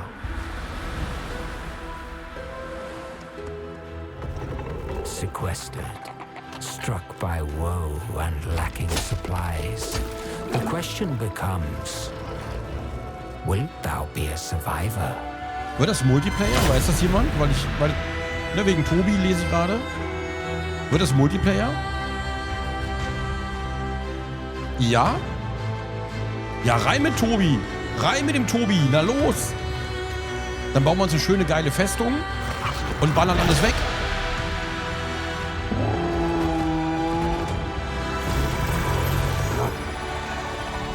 Regardless of which portal variety you favor. Ja, geil. Realm cards will be necessary.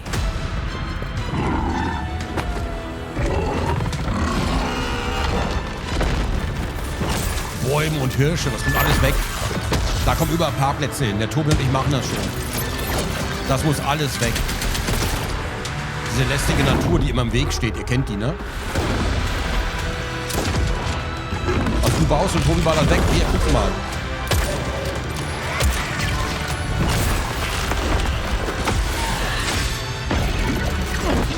Die haben keine Miete gezahlt.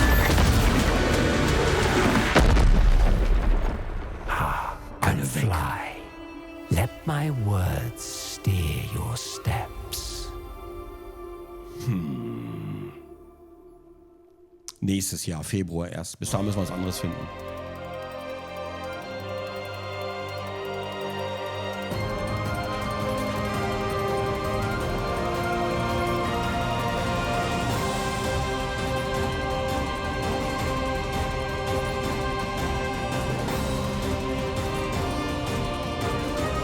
Granblue Fantasy ist war in Japan sehr, sehr groß. Ich weiß, wie es jetzt ist, aber die waren in Japan riesig. She will utilize the power of the four primals and attempt to cast open the gates once more.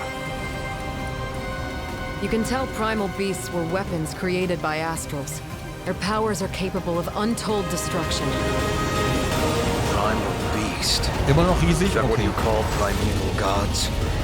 I sense something, but I can't put a finger on what. That doesn't look right from up here. Oh no! Feels like overkill for a glorified treasure. Something's blocking me. I can't get through. Oh, primeval gods, I beg your forgiveness. Oh, ist das ein bisschen asynchron vielleicht gerade? Warte mal, kann ich das wieder synchronisieren? Nee, ne?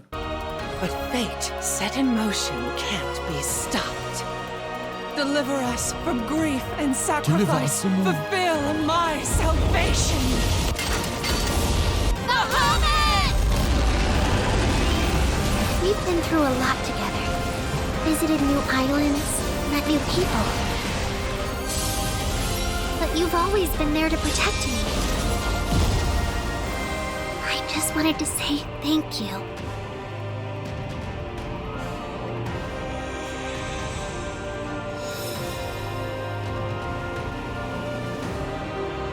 Ach, der Trailer an sich ist asynchron. Okay. Krass. Okay. Hey everyone at Gamescom. Gina Torres here. I play General Kirkin in Immortals of Avium. She is Jack's Das wollte ich mal mentor. antesten. She is tough, Die Immortals. and she is conflicted about how to win this ever war. But that's all I can say. Let's take a look at the game. It's out today. Die Immortals wollte ich mal antesten.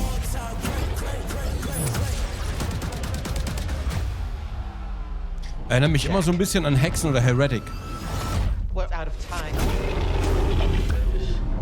Trying to be the best, but you can't come close to the power in my fists. Everyone that can fight. Spiel ist aktuell besser als sein Ruf. Okay. And we're still losing. Antesten geht aber klar, weil da muss ich ja nicht durchspielen. Antesten ist okay, oder?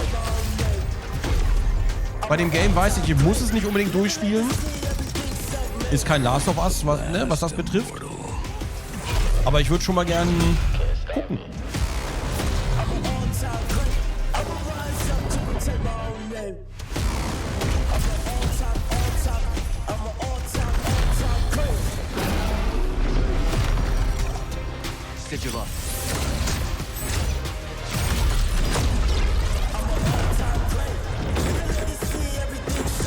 Das Game ist nicht von EA, das ist von EA Originals. Das ist deren Indie-Substudio quasi. Und da hatten wir schon ein paar sehr geile Games dabei. Unter anderem auch Lost in Random war mega gut. Also EA Originals kann man ruhig mal reinschauen.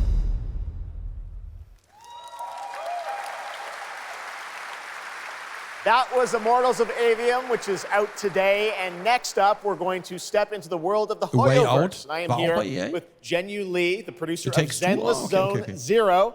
Genu, welcome to Gamescom. It's great to have you here. Thank you. Yes, fantastic. It's Das Spiel hier kannte ich halt überhaupt nicht. a great honor to have you here. We've been very excited to hear more about ZZZ, the next game from the Hoyoverse, in the Hoyoverse. Can you tell us a little about what you brought to Gamescom for this ARPG? 非常荣幸今天来到 Gamescom 这个舞台，并且给大家带来了我们的作品《绝区零》，是一款都市幻想类的 ARPG 游戏。I'm incredibly honored to be here tonight, and I've brought one of our newest products with me today, which is Zenless Zone Zero, an urban fantasy APRG.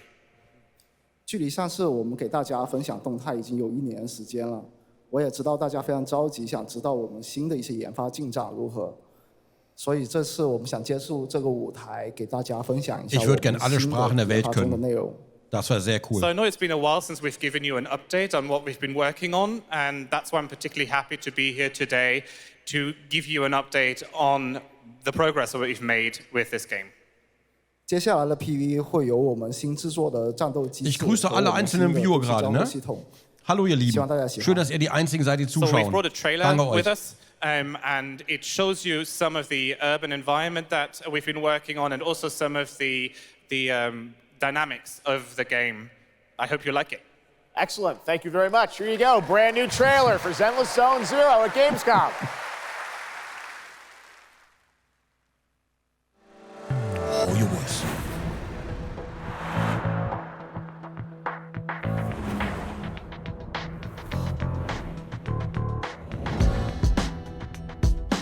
Der Beat ist nice.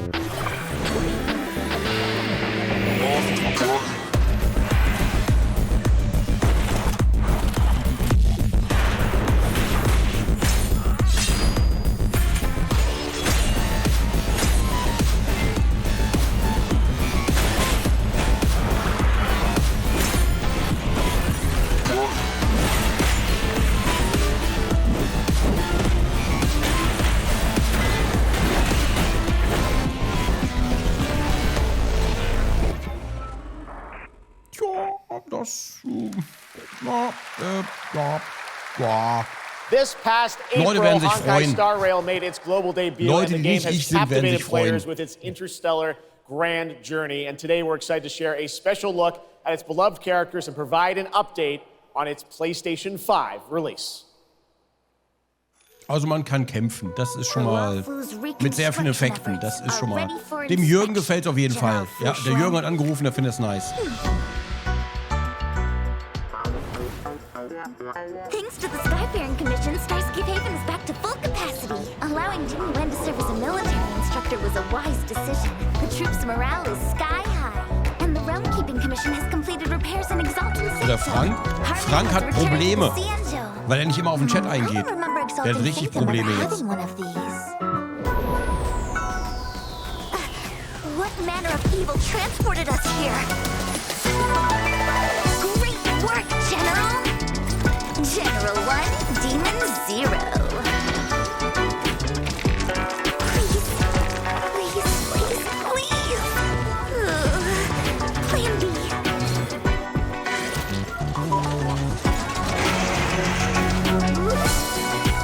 General, do something! Excuse me, coming through.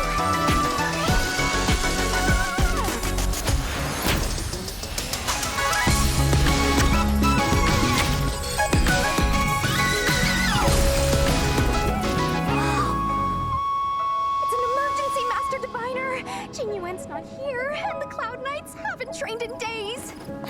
Looks like I'll have to help Genuine get these slackers in order. Der Jürgen fand das echt nice. To run. Das war, ja, auch ein Jürgen-Game. Das war, ja. We got still more Hoyoverse for you. Genshin Impact is nearing its 3-year anniversary, and the game just released its 5th nation, Fontaine. Here's a look at the nation surrounded by water, plus the announcement of a brand new concert series coming, hopefully, to a city near you.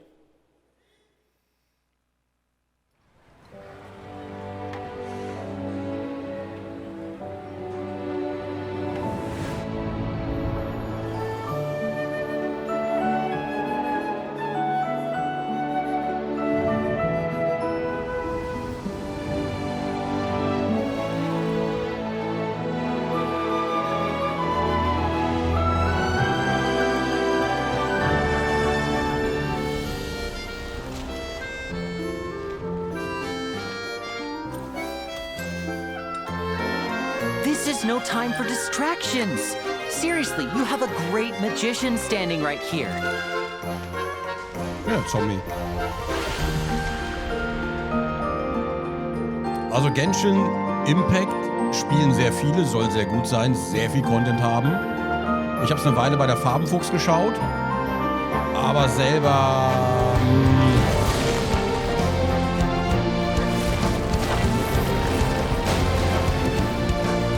Da sehe ich mich nicht unbedingt.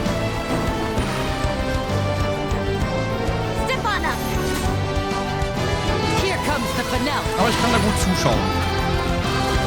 Selber spielen würde ich eher nicht.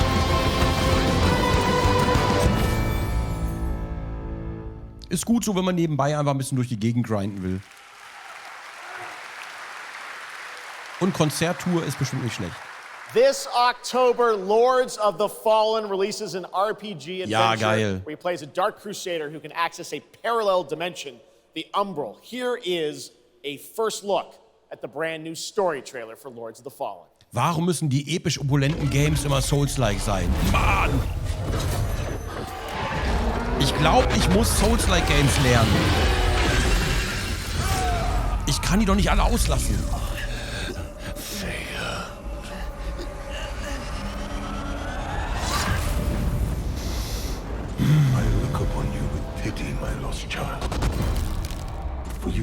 Bei deinem Tilt-Level? Ich kann geduldig sein. Es geht schon. A tyrant, and yet I offer you something they will not. A choice. After all the time mankind have had to shape their own destiny. See what they have made of it. War, greed, hatred, suffering, chaos.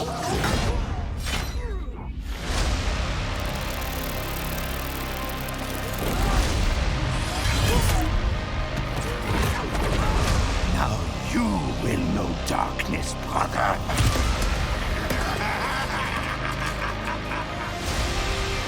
Also rein optisch, ne? Die Dinger sind einfach so epochal alle. Holy shit. You are in the presence of a god human. Kneel before me and beg for forgiveness. And remember, you look into the shadows, might be the shadows look back. Gut. Oh, huch. Thematisch gut abgemischt. Stefan der Igel, ja. Stefan der Igeljunge.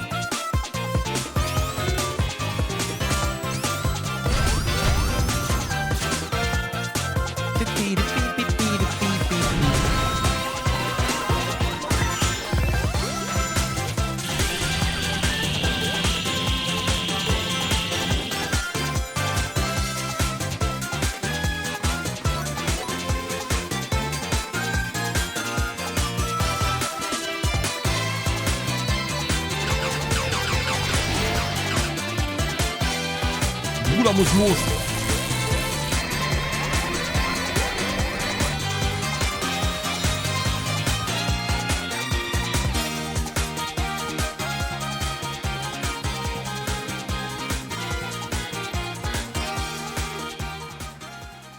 Nice. Looks amazing. October is going to be a very busy month for new releases. And yes, there will be full 4-player Co-op gameplay in Sonic Superstars.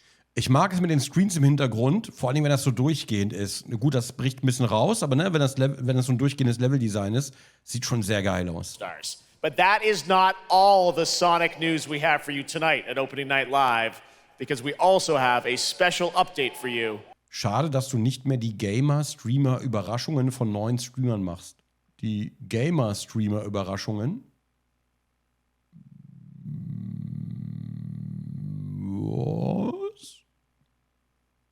Was? Okay. Meint er Raids? Aber ja, Raids gibt's ja nicht mehr. Bei kleinen Streamern reinschauen ist auch leider nicht mehr... Ja, Raids gibt's nicht mehr, Leute. Es gibt seit Monaten keine Raids mehr auf Twitch. Ich weiß gar nicht, wie lange ist das her, dass die Raids rausgenommen wurden? Weiß ich gar nicht mehr. Und bei kleineren Streamern reinschauen ist schwieriger geworden, weil es jetzt so viele davon gibt und du weißt nie genau, wo du da landest. Das ist so ein bisschen so, ja, schwierig. Und andere Streamer raiden wir schon, aber also, oh Gott, Leute, ich meine Hosts, Entschuldigung, Raids gibt es natürlich noch, Hosts meine ich, Entschuldigung. Es gibt Raids noch, ich meinte Hosts, Entschuldigung. Ja, aber Raids machen wir ab und zu mal. Also Raids machen wir ab und zu mal, außer ich habe wieder vergessen und dann mache ich den Notnagel Vergangenheitsgronk. Aber wir raiden schon öfter mal und dann sage ich auch, lass mal nicht die üblichen raiden, sondern lass mal einen raussuchen. Aber es ist halt echt schwierig geworden. Ja. Und vor allen Dingen, seitdem wir mal einen Channel geradet haben, wo nur irgendwer eine Streamaufnahme von einer anderen Streamerin abgespielt hat, um da Subs abzukassieren, seitdem bin ich sehr viel skeptischer geworden bei Streams, die ich einfach nicht kenne. Ja, das war ein bisschen assi. Ja, okay, komm, wir gucken weiter. Entschuldigung nochmal, ne? Ist nur eine Frage der Zeit, bis es keine Raids mehr gibt. Wobei, die Raids sind ja auch broken, also insofern, da wandern ja nicht alle mit, sondern immer nur irgendwie die Hälfte maximal. Warum auch immer. On Sonic Frontiers. Sonic Frontiers war übrigens ziemlich cool. Habe ich privat noch weitergespielt, ohne euch. Und zwar eine ganze Weile. Hat echt Spaß gemacht.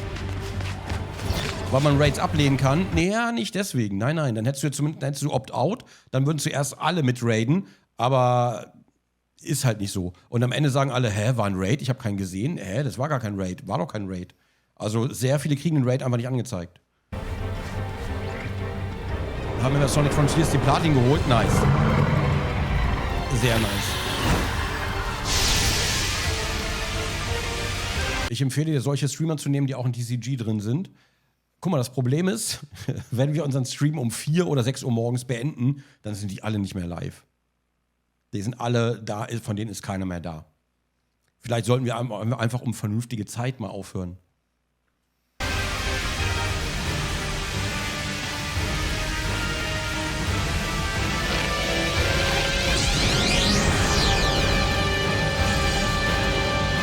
Stegi hat genug Zuschauer, Leute.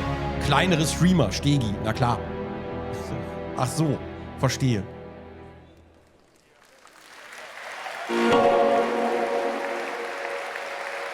Oder aufhören, wenn die ihren Stream starten. Hello again. Ach, gucke. It's so amazing being here at Gamescom with all the game devs, Hello, sehr gnu. publishers, and of course, the fans. The Zuschauers. Gamescom is the world's largest video game event. Just check out this footage from last year. There are so many opportunities to celebrate games and connect with your fellow friends. And earlier, I mentioned the Gamescom cosplay area, where you can see amazing game-inspired costume, just like these. Jetzt now sehe ich die I'm endlich mal here richtig. with Mochi Dragon, Rainbow Raven, Zaza, and Saphira. Mochi Dragon, can you tell me how you choose a character to cosplay? For me, there are 3 things required in order to decide on a cosplay. The first thing is, do I like the game or the media where it's coming from? Die macht das öfter, oder? Die macht das öfter. The second one is, do I enjoy the character design? And the third one is, does it have a little challenge in the cosplay making progress? Like sewing a corset like my princess has here, or imitating bone structure with foam. And what makes cosplay at Gamescom unique for you? For me, it's definitely being able to play all of these awesome games in cosplay at the booths of the developers, as well as talking to the producers of the indie games, like having first-hand conversations, and of course, the Cosplay Village. Thank you so much for sharing your costumes with us, and I wish you a great and wonderful Gamescom. Thank you. Applaus.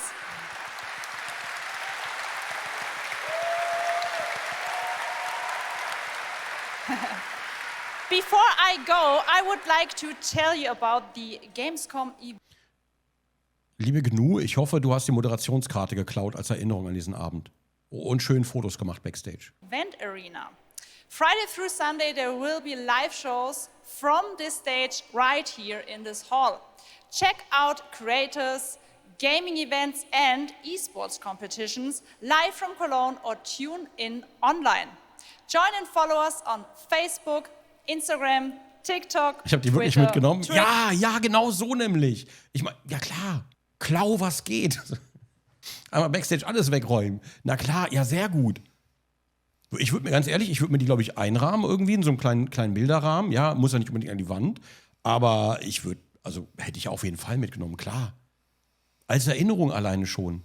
Nicht mal für die Sammlung, sondern einfach nur als Erinnerung, weil, ganz ehrlich, willst du eine? Nee, alles gut, ich habe ja nicht moderiert. Aber das ist ja, ne? Macht man ja nicht jeden Tag. Merke, wenn man bei Gronkh Backstage ist, klar, es geht. Naja, wenn es halt da ist, bevor das nach der Show weggeschmissen wird, ist doch schade. Das wäre doch wirklich schade. Twitch and be sure to use the Gamescom Hashtag 2023. Einfach alle mitgenommen. Thank you so much and back to you, Jeff. Thank you, Jasmine. It's great to have you here. All right, right now we've got a first look at the first Descendant, a next-generation action looter shooter from Nexon. The cross-play open beta is going to be held September 19th to 25th.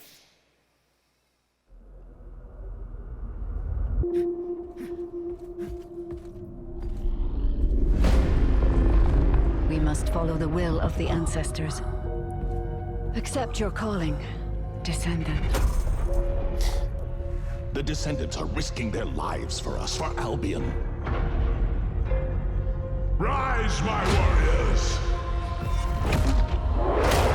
Give your lives for Cliphoff! Es gibt ja immer so eine Wellen von Themen. Ne? Also wenn man lange genug lebt, dann kriegt man immer mit, es gibt immer so Themen, die gerade aktuell sind, die gerade bedient werden, wie zum Beispiel Piraten oder so Medieval, irgendwie sowas, Fantasy-Welten. Zombies zum Beispiel auch. Jetzt gerade ist es Science Fiction, ne? Aktuell sehr viel Sci-Fi-Sachen. Habe ich das Gefühl. Genau, ja, so Weltall ist momentan, glaube ich, auch mehr angesagt gerade. Und man merkt immer, das cycelt immer so durch. Mal gucken, wann es weitergeht. Und dann hast du genug Sci-Fi, weißt du, weil dann nur noch alles Sci-Fi aussieht und alles gleich aussieht irgendwie. Weil, schon. Ich verstehe nicht, warum du so scheinbar ohne Grund unterbrichst. Weil ich streame gerade. Wenn du das Original sehen willst, ohne Unterbrechung, dann schau doch einfach auf YouTube. Ich streame gerade und ich rede, wenn mir was in den Sinn kommt. Sei mir nicht böse, ja, aber das nehme ich mir bei meinen Streams einfach raus. Dass ich mich mit den Leuten unterhalte, die hier gerade im Chat sind. Ist frech, ich weiß, ja, und unverschämt, ja, aber für das ungebrochene Schauvergnügen geh doch einfach auf Game Awards auf YouTube und schau das Video selber. Da quatscht keiner rein. Da ist auch das Bild viel größer und sieht cooler aus. Und ich spule immer zurück, damit man wieder reinkommt. So, ja, Zweiter Weltkrieg war lange nicht. Zweiter Weltkrieg ist, glaube ich, immer, oder?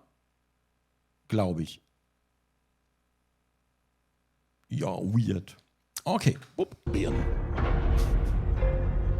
Rise, my warriors! Kannst du bitte aufhören, uns anzusprechen? Aber ich dachte... It's the Ironheart! This could wipe out all of the Vulgus, right? That's so cool! Countless descendants have shed blood to protect the sanctity of this great Bayonetta. place. Die sieht voll aus wie Bayonetta. Despite their efforts, humanity is still at risk of extinction. And you are the only chance we have. Sieht sehr cool aus. Oh Gott, ich habe wieder unterbrochen. Du siehst aber schon das übertriebene Charakterdesign. Du hast einmal den Tank, der einfach so ich bin so grummelig. Und dann hast du den übertriebenen Quirky-Charakter, der immer sexy ass und so und dann immer rumspringen und alles. Und mal gucken, was noch kommt. Efforts. Humanity is still at risk of extinction. And you are the only chance we have.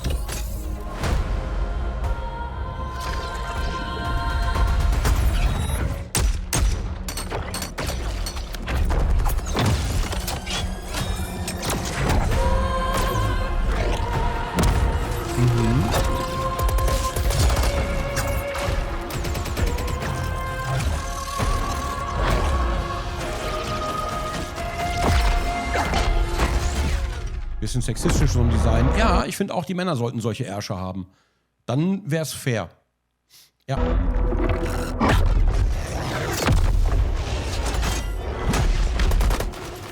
There's a grave walker.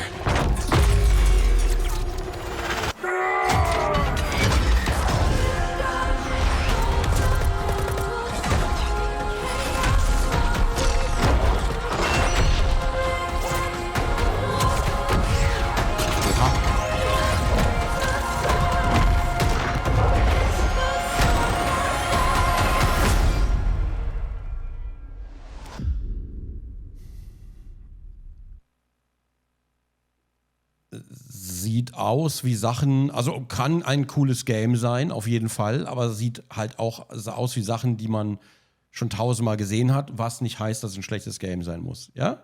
Ich wollte es nur sagen. Aber sah eigentlich nice aus. Beta war echt nice letztes Jahr. Hello? Hello? Hi. How's Surface World? Good. Everything's fine. Great. How are you? Tired, but in a good way. Ist das nächste Game von den Firewatch-Machern? Unitrench is still Unitrench. Ich musste so an Firewatch denken. I'm worried about you. I heard there was a storm coming. I told you, Nee? I still need time. Time to what, Stan? Because as far as I can see, you're just treading water. We're upping the extraction rate. Maximum output. I don't expect you to understand. You're not the only one who's suffering. I need you with me here, now. I will be. I promise. Das sieht sehr, sehr cool aus. Von wem ist das? Parallelstudio. Okay, ist nicht von denen, glaube ich. Under the Waves. Das sieht sehr cool. Oh, es kommt morgen raus. Fuck my life. Okay. You're right there. On the verge of something special. Naja. Man hat ja sonst nichts zu tun. Into great unknowns.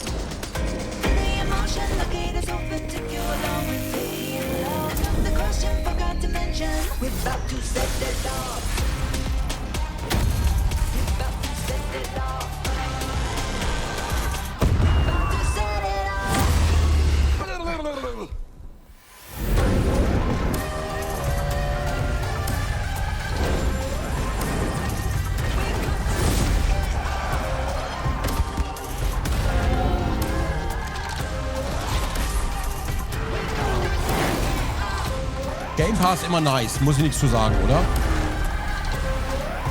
Game Pass, also sind wir uns alle einig.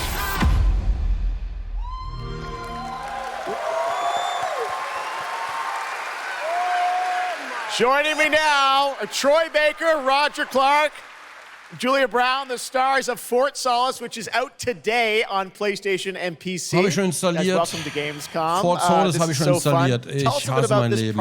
Nein, ich liebe mein Leben, aber ihr wisst, was ich Look meine. at these people. You guys are insane. Yeah.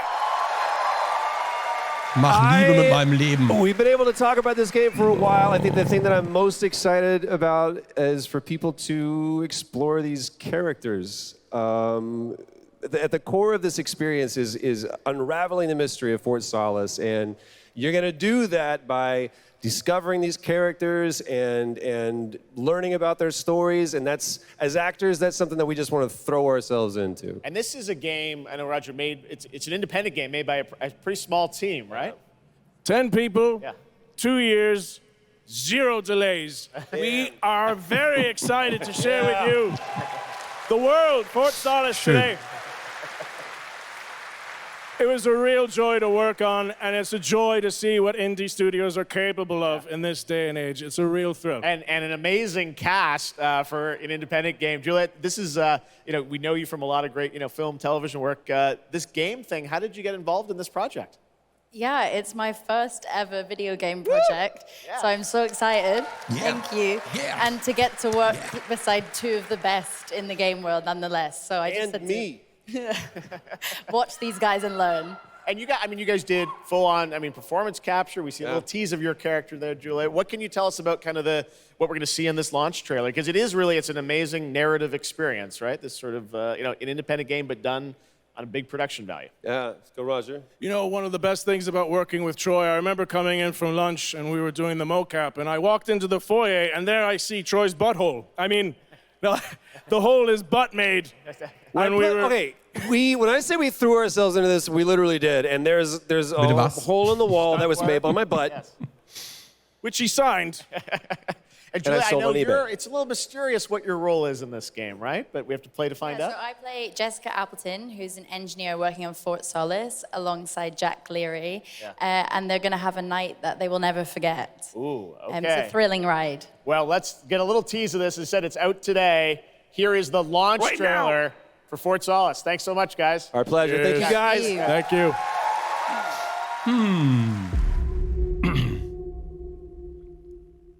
Jack Leary, senior engineer en route to Fort Solis, in the Planum Quadrant, responding to an alarm. Suspected power failure, await further information. Recording submitted. Is there no sign of security? No.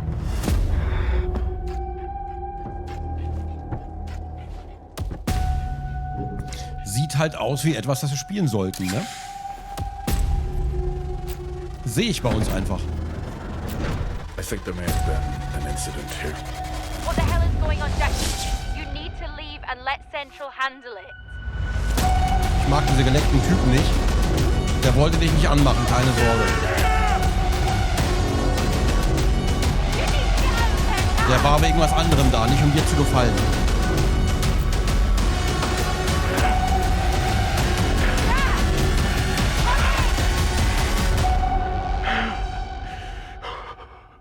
Ja, müssen wir spielen. Müssen wir spielen, geht nicht anders. Tut mir leid. All right, next, it's time for the announcement about a new game from Focus Entertainment and Saber, the continuation of the ultimate off-road experience. Nur wann? Scheiße. Ist auch angenehm Behind all kurz. great discoveries lies a journey. One of anticipation and adaptation. War noch das erste Update zu Fort Solis, das ist schon Performance und macht Kleinigkeiten. Okay, das mache ich gerne. Of hope.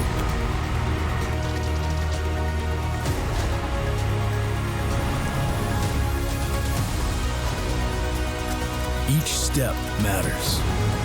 For every obstacle, there's a solution.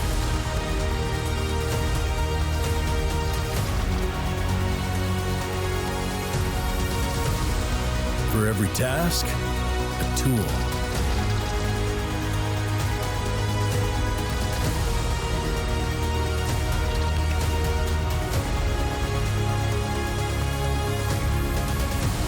For every destination, an expedition.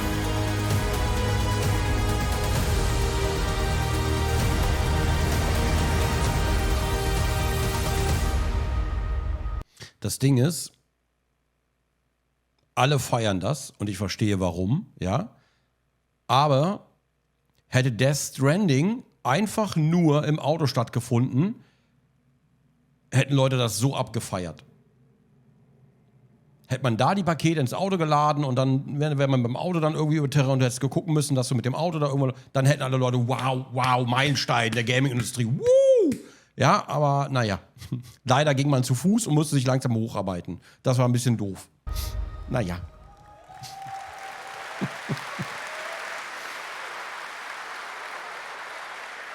All right, our next stop, the Crew Motorfest, a vibrant open world welcomes you to the ultimate Ich habe das festival Trending for car geliebt, aber ihr lovers, wisst ja, ne? Motorfest. Here Der Simulator. is the brand new trailer.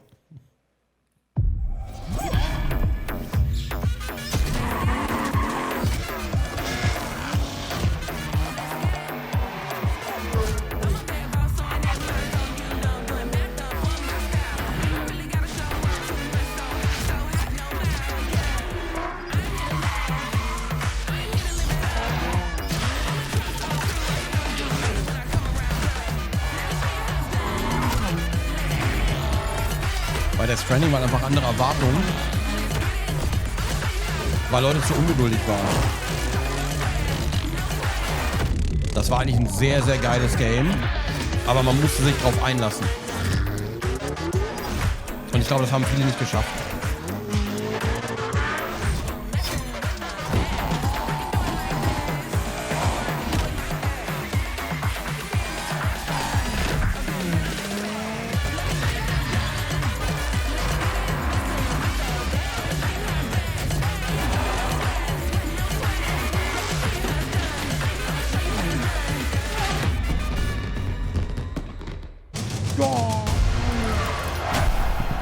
Ja, sieht ganz cool aus. The Crew sieht immer nice aus. Nicht mein Genre, aber sieht immer sehr nice aus.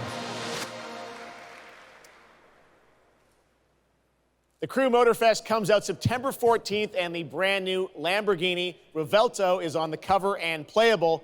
And we have a special O&L announcement for everyone watching. Between September 14th and 17th, a free trial will be available of the game, offering 5 hours of gameplay on all platforms for the Crew Motorfest. All right, moving on with CD Projekt Red gearing up for the release of the spy thriller expansion to Cyberpunk 2077, Phantom Liberty on September 26th. The studio is ready to share a new look at the wide range of overhauled mechanics coming to the game. And as you're about to see, a lot has changed. Ganz kurz dazu. Ist euch aufgefallen, wie viel Applaus Cyberpunk, ich weiß nicht, ob man das hier gerade so gemerkt hat, aber wenn man da war, Cyberpunk hat sehr viel Applaus gekriegt. Trotz seines Startes scheinen Leute inzwischen wieder, ja, egal was auf Twitter stattfindet oder manchmal in Twitch-Chats oder wo auch immer, völlig unabhängig von den Leuten, die da immer noch völlig unabhängig davon, genug, schlaf schön, komm gut nach Hause, ne, und träum was Schönes. Komm gut ins Heierbettchen und danke fürs Reinschauen. Und bis bald hoffentlich mal wieder. Tschüss. Ja, was ich gerade sagen wollte, genau.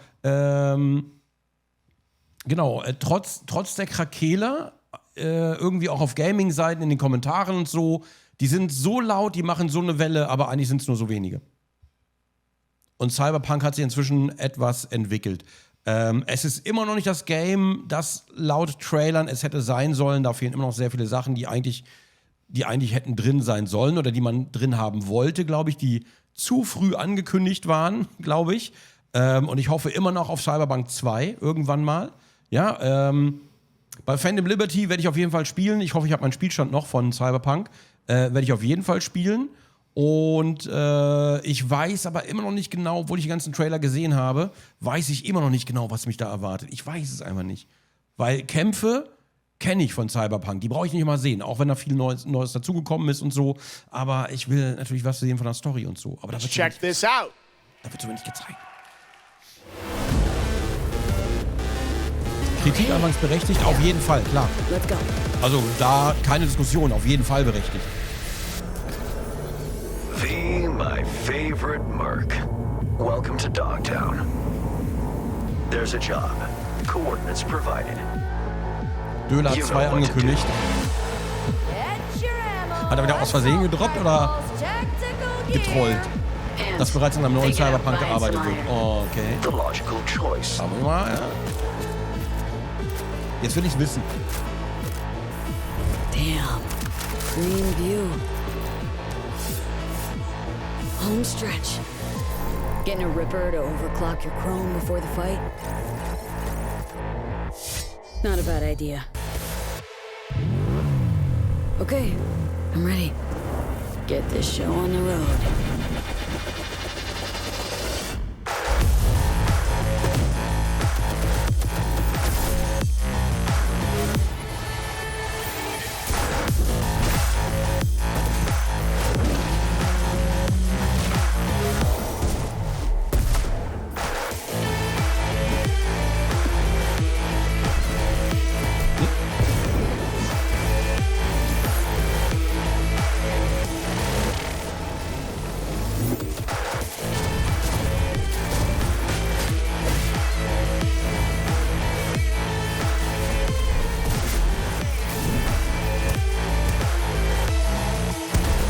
Hab schon wieder Bock. Job done.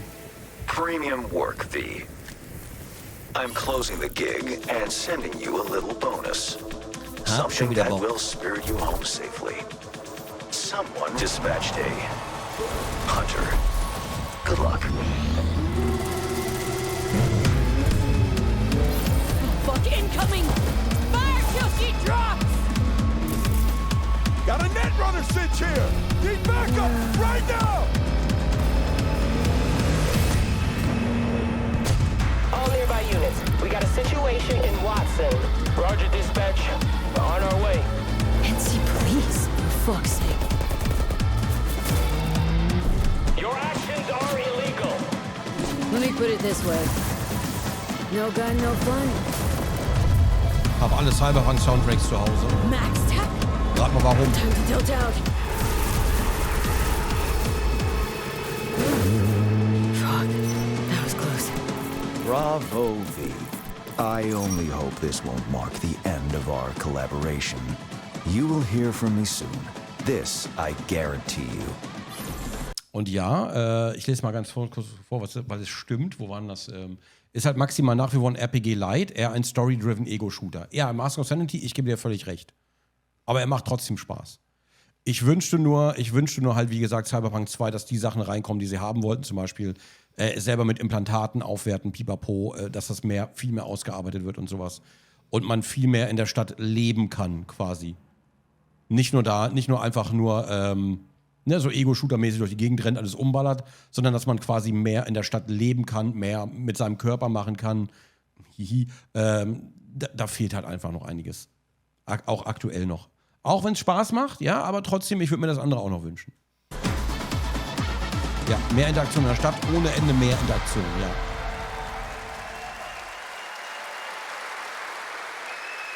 It's so close, and here to talk a little more about what we've just seen is Yulia Primock, gameplay designer from CD Projekt Red. Yulia, welcome to Gamescom. Hey, I'm excited to be here today.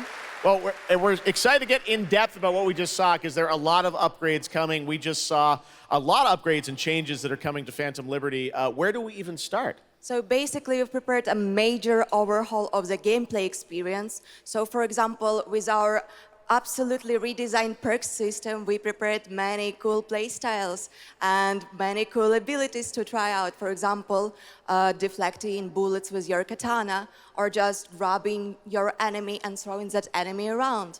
And on top of that all, we also prepared a new relic tree that will allow for to empower your cyberware even further. Wow. It seems like players, can even further customize their playstyle to suit their taste. We also saw in that video a lot about vehicles and how vehicular combat is even being upgraded, right? Exactly right. So vehicle combat is a massive addition. Players now will be able to shoot their guns while driving. They will be able to use mounted weapons like and rockets. And on top of that, they also will be able to take remotely control over vehicles. So, for example, crush them or into like some group of enemies. Wow. And, sorry to interrupt. One more thing is that car chases are gonna be a new, renewed experience with the revamped police system. Okay. Well, it seems like you're upgrading, you said, across the board with a bunch of different things. And thank you so much for coming out to tell us about it. Like the trailer showed, I know you have something else to announce, though, that wasn't in the trailer, right? Exactly right. So I'm really... Würdest du dir für Witcher 4 einen festen Charakter oder einen Editor wie in Cyberpunk wünschen? Kommt drauf an.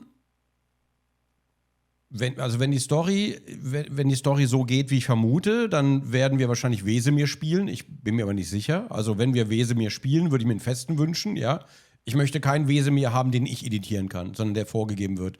Wenn wir einfach irgendeinen Witcher spielen, irgendeinen, den uns mal gegeben haben könnte oder kann, dann würde ich mir Editor wünschen. Aber ich bin ehrlich, es gibt einige Games, da finde ich, ist der Editor nice to have, aber braucht man halt einfach nicht unbedingt. Scullys Frage im Mod-Chat. Hä? Ach, da oben.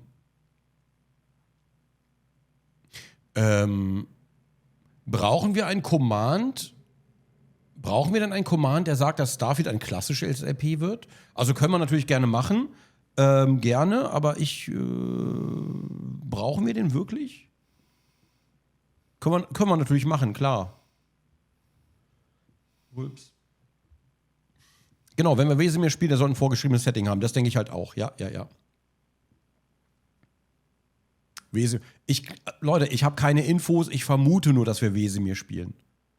Ich vermute es nur. Ich weiß es natürlich nicht. Also ich kann es euch nicht sagen. Ich vermute es einfach nur. Kann nicht Wesemir sein? Ist doch bekannt, dass ein Witcher aus der Lux-Schule ist. Ich habe das Medaillon gesehen, ja, aber wir gucken mal. Geht mir um das Startdatum von LP auf YouTube. Ja, ich kann Command machen. Ich kann theoretisch sogar schon mal eine Playlist verlinken. Die könnten wir auch schon mal machen. Würde auch gehen. Vielleicht generell alle Let's Plays, die aktuell laufen. Macht so ein Bot-Command Sinn? Nutzt ihr sowas? Dass man sieht, welche Let's Plays gerade laufen auf Dingens? Auf YouTube? Ich weiß, ihr checkt natürlich alle den Channel. Ja, also.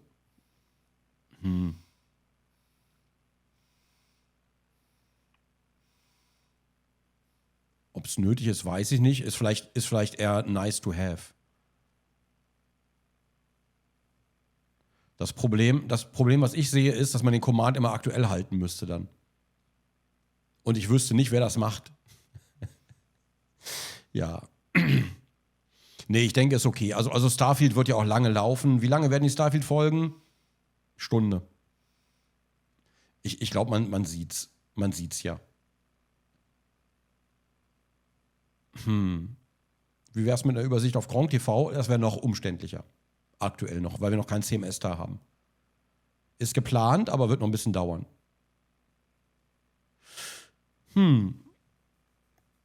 Ja, gute Nacht, Noxdash. Schlaf schön. Träum was Schönes.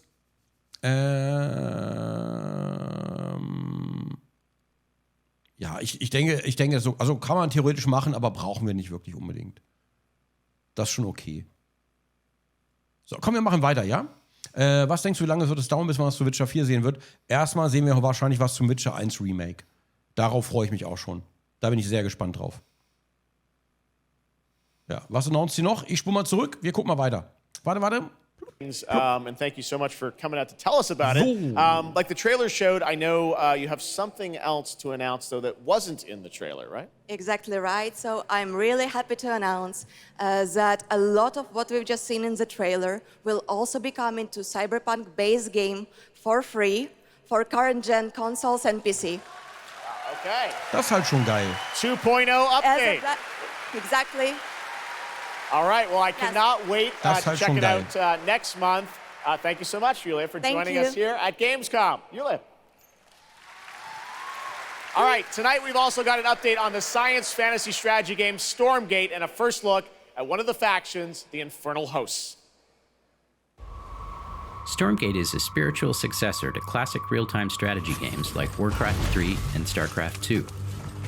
Stormgate will feature highly asymmetric armies fighting for control of Earth's future. Today we have an early look at our second faction, the Infernal Host. Infernals live and die by the code of victory at any cost. They have a powerful advantage, Shroud, fields of dark magic that strengthen their armies. The lowliest Infernal units are the Worker Imps. You might think they're cute, but don't get too close. Between these powerful lumbering brutes and the fiends that they unleash, Infernals will sacrifice everything, including themselves, to emerge victorious. On the music front, the Chainsmokers are advising us on our soundtrack. We're working with composers like Frank Klepacki of Command & Conquer. We'll share more later this year, including some of the friends we brought in to lend their voices to our co-op campaign. All must serve.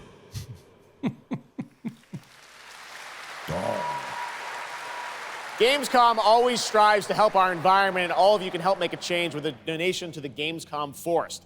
Now to present Gamescom Green Studio of the Year, please join me in welcoming Lisa Pack from Playing for the Planet. Lisa?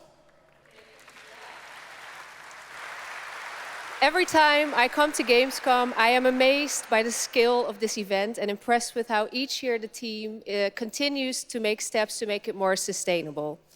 This is being done through the Gamescom Goes Green initiative, as well as by partnering with us at Playing for the Planet. Through Playing for the Planet, the United Nations has been working with the games industry. Ich habe niemanden gebannt. Ich habe nur kurz was nachgeschaut. Das ist ich schaue mal kurz was im Chat nach und dann, okay. Und dann mache ich wieder weiter. Ich banne nicht immer jemanden, wenn ich so gucke. Ich schaue nur, was da gerade los ist und dann, okay. Und dann machen wir weiter. To inspire millions of players around the world to learn more about the Ihr kennt diesen environment Blick also. and to take actions that benefit the planet. Whether you are a gamer, a head of a AAA studio, or an indie developer, all of us can and should play a part. What matters most is that you start somewhere and collaborate, because time is of the essence. And if we don't start now, then when? For those of you who play games, many of you are already raising the bar by asking game makers to step up and act on values that are important to you. Keep on asking, whether it's for more green content or greater energy efficiency, because your voice counts. For this year's Green Studio of the Year award, we have been looking for bold, system-changing, innovative, and creative ways to tackle the climate crisis, and all nominees this year have done an amazing job. The way we win on climate change is to stop emissions from happening in the first place, and that is exactly what this year's award winner is actively trying to do. The nominees for the Green Studio of the Year, based on companies that have submitted applications, are Frontier, Ubisoft, and Xbox. And this year's winner is Xbox. And here to accept the award is Phil Spencer, the head of Xbox. Ach, den kenne ich, der Phil. Mit dem haben wir vorher noch gegessen. Sehr nice. Der alte Phil, hey. I'm accepting this award on behalf of an incredibly talented team at Xbox that has worked very hard to put tools in the hands of developers to allow them to see the impact of their code on the energy draw of the consoles. We do this so that we can all play while we continue to make the world a more sustainable place. Weil ich gerade lese, ja, er ist wirklich so sympathisch, wie er rüberkommt. Und er begeistert sich wirklich für Gaming. Also wirklich, wirklich. Der tut nicht nur so öffentlich, sondern man merkt es auch im Gespräch. Und er weiß sehr viele Dinge. Thank you very much. Thanks, everyone.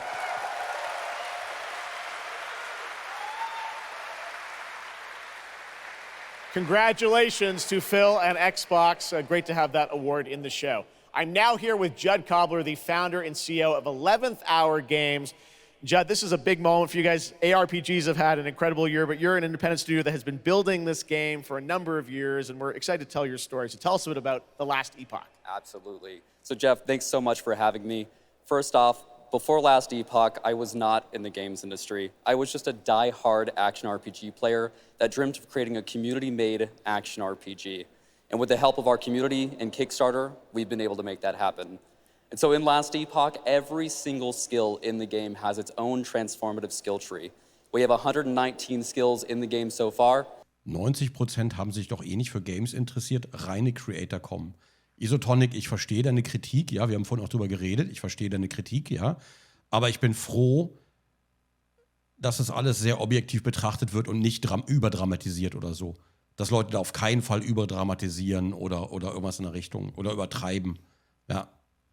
Sehr, sehr gut. Vielen Dank dafür. Ja, 90% waren nur wegen der Creator da. Klar, das hat man auch gemerkt. Ja, klar. Völlig übertrieben. We're adding more every single patch. We also have an awesome deterministic skill system, deep and interesting loot, and multiple in-game systems for endless playability. And Jeff, tonight we're excited to announce our newest class, the Rune Master. Die 2 Stunden anstehen waren noch 5 Leute. Ja, na klar. Und die waren in der falschen Schlange. 40 different abilities with a single button press. Generell ganze Gamescom war leer. Fun to experiment and find your perfect play style. And the Rune Master is going to be joining us September 7th and will be available to play here all week at Gamescom. Amazing. Well, this is such a great story of this game. I encourage you to check it out. And right now, we've got a first look at the Rune Master. Thanks, Judd. Appreciate it. Wie gesagt, Isotonic, ich gebe dir im Prinzip 5 years ago, Last Epoch was a community dream. What if we, the players, could band together to make the next great ARPG? What would that game look like? Lots of character classes to choose from. Every single skill would have its own build-defining skill tree. Reaching in-game would be just the beginning, and it would be updated for years so we could play forever.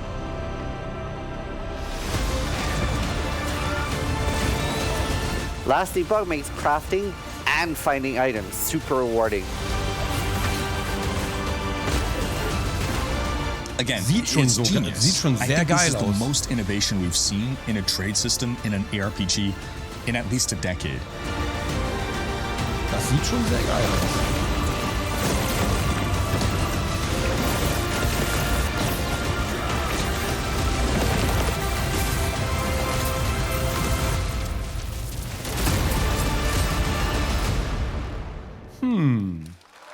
Ist auch sehr geil. A really cool game. Speaking of cool games, please welcome the winner of Best Mobile Game last year at the Game Awards, Ben Brode from Marvel Snap. Hello, Ben. Oh, it's you. Whoa. I know we won Mobile Game of the Year. You did, yeah. But we just finished rebuilding the entire game to run natively on PC. Okay. It looks insane. And I'm here to tell you that, like, literally just like 5 minutes ago, we launched the game on Steam.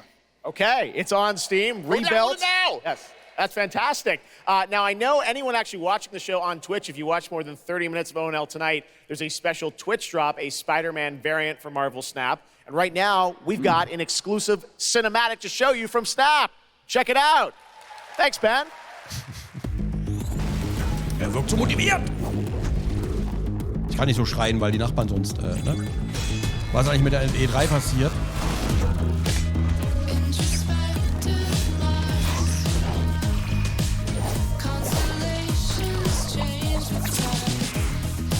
Marvel Snap höre ich auch nur Gutes drüber, aber ist halt überhaupt nicht mein Game. Also wirklich so gar nicht. Überhaupt nicht. So 0. -3 beinahe schon.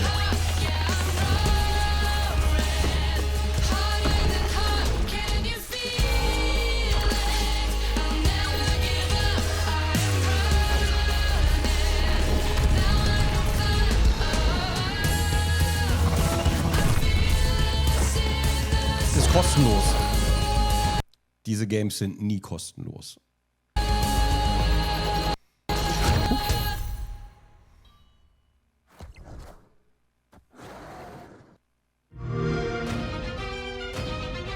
So, Game Pass.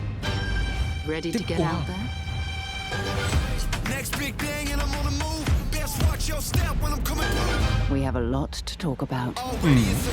Classic. If I drop any day, it's a classic. Any wave that I'm on, it's a classic. Hey, you heard that? Classic.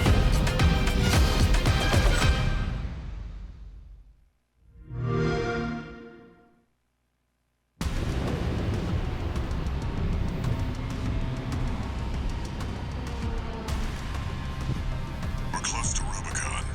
Wake the dog up. Activating cerebral coral control device. Das hat auch einen sehr krassen, also Armored Core hat auch einen sehr krassen Zulauf dank Elden Ring, ne? 621 has awakened.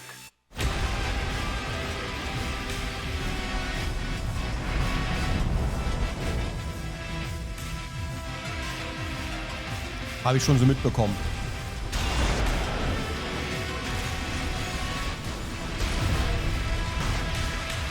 Call sign Raven.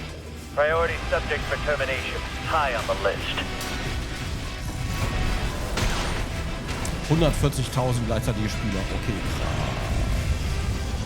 You ready to climb the wall?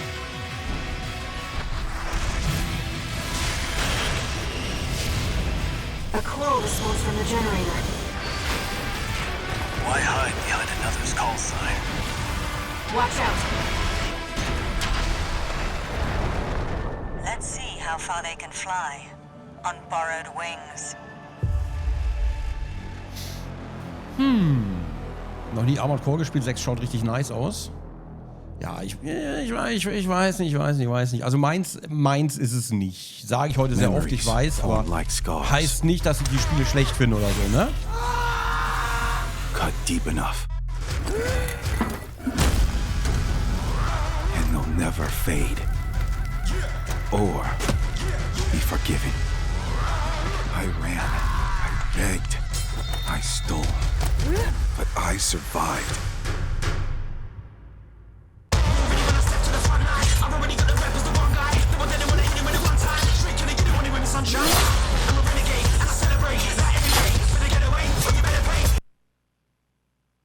wenn die Musik einfach, die Mucke ist geil, der Trailer ist auch nice, aber beides passt halt null zusammen. Das passt einfach sowas von null zusammen gerade. Das ist einfach, oh, holy shit.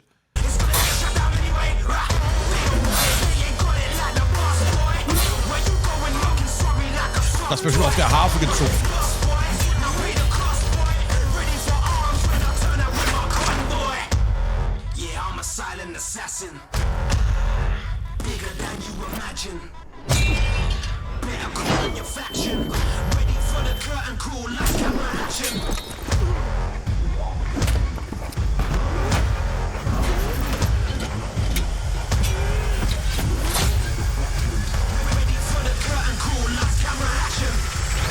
It doesn't matter who tries to stop me. I'll cut my own path through. I'll fight until I stand in the land of salvation. Warhaven. Warhaven, Digga. Ja, das passt aber null. That was Warhaven and the Melee multiplayer PvP game will hit Steam. Ja, a Silent Assassin und läuft da mit so einem fetten Plattenpanzer rum. Quietsch, quatsch, quatsch, kling, klang, klung. Ja, richtiger Silent Assassin. Ja, wild. Ganz komischer Mix. That was Warhaven and the Melee multiplayer PvP game will hit Steam Early Access on September 21st. Sir, bro. Next, I am so excited to welcome to Gamescom the creator of Mortal Kombat, who's come all the way to Gamescom to unleash even more news on MK1, which ships in just a month. Please join me in welcoming to ONL. Nennt sich Kontrast. Wow. Danke, dass du uns aufklärst, dass es ein Kontrast ist, die Musik zum Trailer. Aber trotzdem passt die Musik nicht zum Trailer in diesem Fall. Du kannst es auch anders kontrastieren. Du musst nicht unbedingt dieses Genre zu dem Genre mixen. Ja, du kannst ja auch so ein fettes Shooter-Game machen, richtig Action. Doom 2016 funktioniert geil mit dem Soundtrack. Aber wenn du dazu jetzt irgendwelche Hafen-Sounds machst oder irgendwelche Medieval, dann es passt einfach nicht. Klar nennt es sich Kontrast, aber das heißt nicht, dass es passt. Who's come all the way to Gamescom to unleash even more news on MK1, which ships in just a month. Please join me in welcoming to ONL, Ed Boon. Da kommt mir gerade eine Idee. Julian, nein! Julian, nein! Hello, Ed. Hey, Jeff. Fancy seeing you here. Well, we had a lot of fun with you at Summer Game Fest revealing the first gameplay of MK, and I gotta say, every trailer you drop just gets crazier and crazier. So what did you bring to Gamescom? We brought another, probably our craziest trailer of all. You know, since we introduced the gameplay at Summer Games. Ich hasse die Twitch-Qualität, ne? Ich hasse die mit einer Leidenschaft. Ich hoffe, die bringen bald AV1. Ich hoffe, die wechseln bald den Codec. Summer Game Fest, we couldn't believe selbst das hier kann man sich kaum angucken. Heilige Scheiße, wie schlecht die Qualität ist. Which has become even more exciting. I can't believe the crazy stuff people have come up with. Bitrate ist einfach, combining the main characters and the cameo characters. It's been a riot. But this trailer we have here should give you an even better idea of just how insane things get with this game. There are some reveals in it. I gotta say, this is such a great asset. You guys are gonna enjoy it. Here it is, Mortal Kombat 1, the brand new trailer. Geil. Outworld can be both alien and intoxicating to Earthrealmers. While our realms are at peace, there are Outworlders who prefer us to be at war. General Schau. Victor of the Tavarian War. Conqueror of the Quatan Plains. All of Outworld is grateful for his service.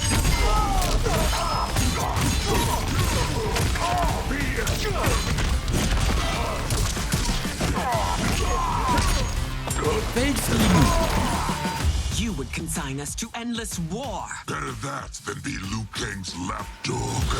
Did not your illustrious father teach you that war is the last resort? Do not forget that, General.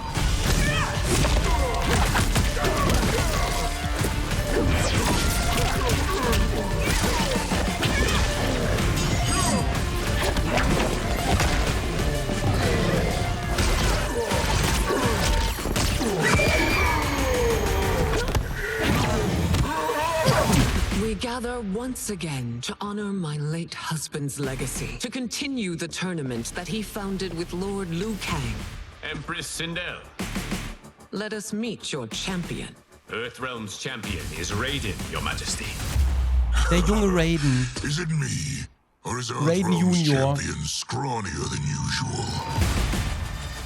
He has earned his place by embodying the very best qualities of Earthrealm's people. I am ready, Your Majesty. Whom shall I face?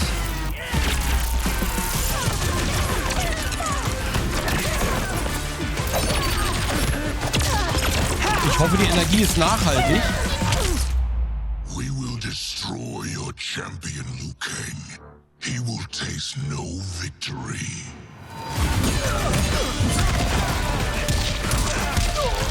Solar. Nach jedem Kampf erstmal 7 Stunden aufladen.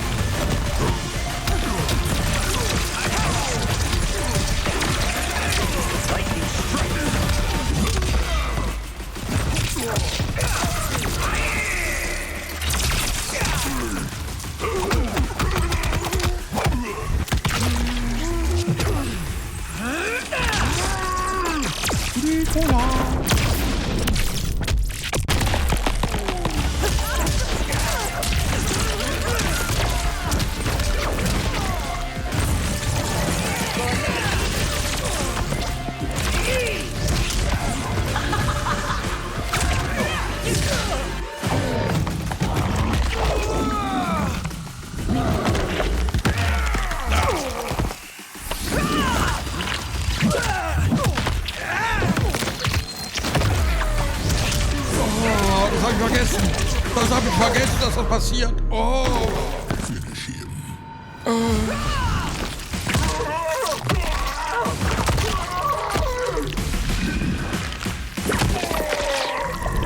Oh, ist das widerlich. Oh, ist das widerlich. Your queen.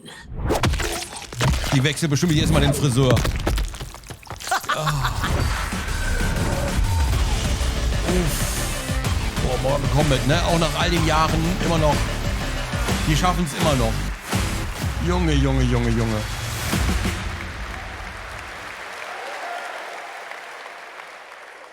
Looks insane. All right, time for a tonal shift. Era History Untold is making its first event appearance this week at Gamescom. This turn-based grand strategy game is about building and leading a nation throughout alternative Atmen, so history. wichtig. Here is a first look at the gameplay.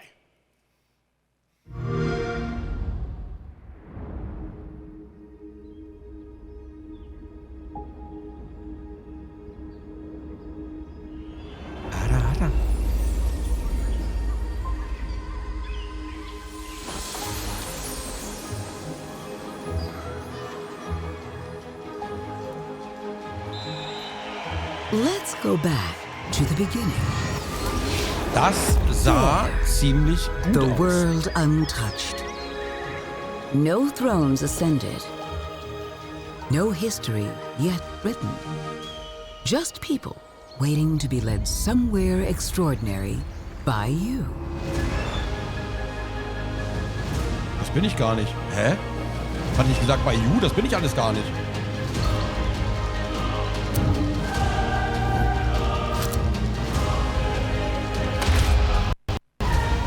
Will you be wise?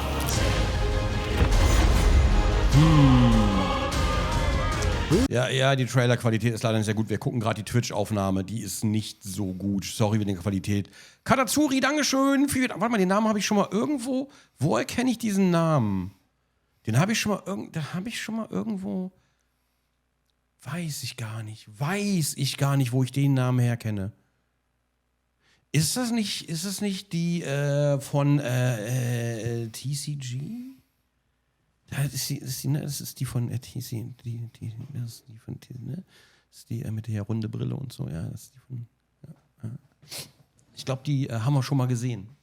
Bin mir nicht ganz sicher, aber ich glaube, die haben wir schon mal gesehen, ja. Vielen Dank für den Raid, Dankeschön. Herzlich willkommen, Dankeschön. Ich würde gerne auf YouTube schauen, ja, hast recht, wegen der Qualität, aber auf YouTube knackt der Sound. Wir haben also die Wahl zwischen Spreu und Weizen. Nein, was passt denn da ganz gut? Ja, alles Kacke.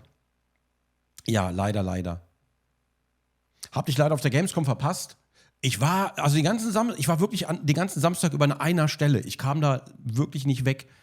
Du hättest mich also ruhig bewerfen können da. Ich hätte nicht mal weggekonnt. Ich war ausgestellt wie ein Zootier. Ja, man durfte mich auch füttern. Pest und Cholera. Ja, dankeschön, Pest und Cholera. Ja. Vielen Dank, Chat, vielen Dank. Ihr kennt euch aus. Pest und Cholera, die habe ich gesucht. Ja. So, wen haben wir noch hier? Echter Alpha Kevin. Huch. Hä, wo kommen die ganzen Raids her? Lieber echter Alpha Kevin, dankeschön. Vielen Dank, danke dir. Ich hab gehört, du bist Alpha Male, habe ich gehört. Ich muss aufhören, diese ganzen Klatschvideos zu gucken. Holy shit, ich bin so drin in der Materie. Das tut mir alles nicht gut. Alpha Kevin, vielen Dank für den Raid. Danke dir auf jeden Fall. Herzlich willkommen. Wir gucken gerade ein bisschen die Gamescom Opening Night nach, weil wir saßen so weit hinten, wir haben die kaum gesehen. Ey, frech. Boah, aber schon sehr lustig. Oh, das ist aber unfassbar. Oh. Junge. So viel Ahnungslosigkeit momentan auf Social Media und trotzdem selbstbestimmtes Auftreten mit sehr viel Ahnungslosigkeit. Das ist aber ein Traum. Warte, wen haben wir noch? Katazuri. Katazuri hat auch geradet. Katazuri, auch dir Dankeschön. Vielen Dank, Katazuri. Das ist doch die von TCG, oder? Ich glaube, das ist die von TCG. Ich kenne den Namen einfach nicht. Ich weiß nicht, wer das ist, aber ich glaube, die habe ich mal gesehen bei TCG.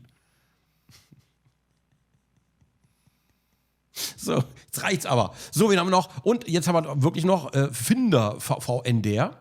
Dankeschön, Finder, Dankeschön für den Raid. Und Lunalia hat von auch noch geradet. Habe ich auch nicht mitbekommen. Lunalia auch die Dankeschön für den Raid. Und Winder, ich weiß nicht, wie man das ausspricht. Winder, Dankeschön.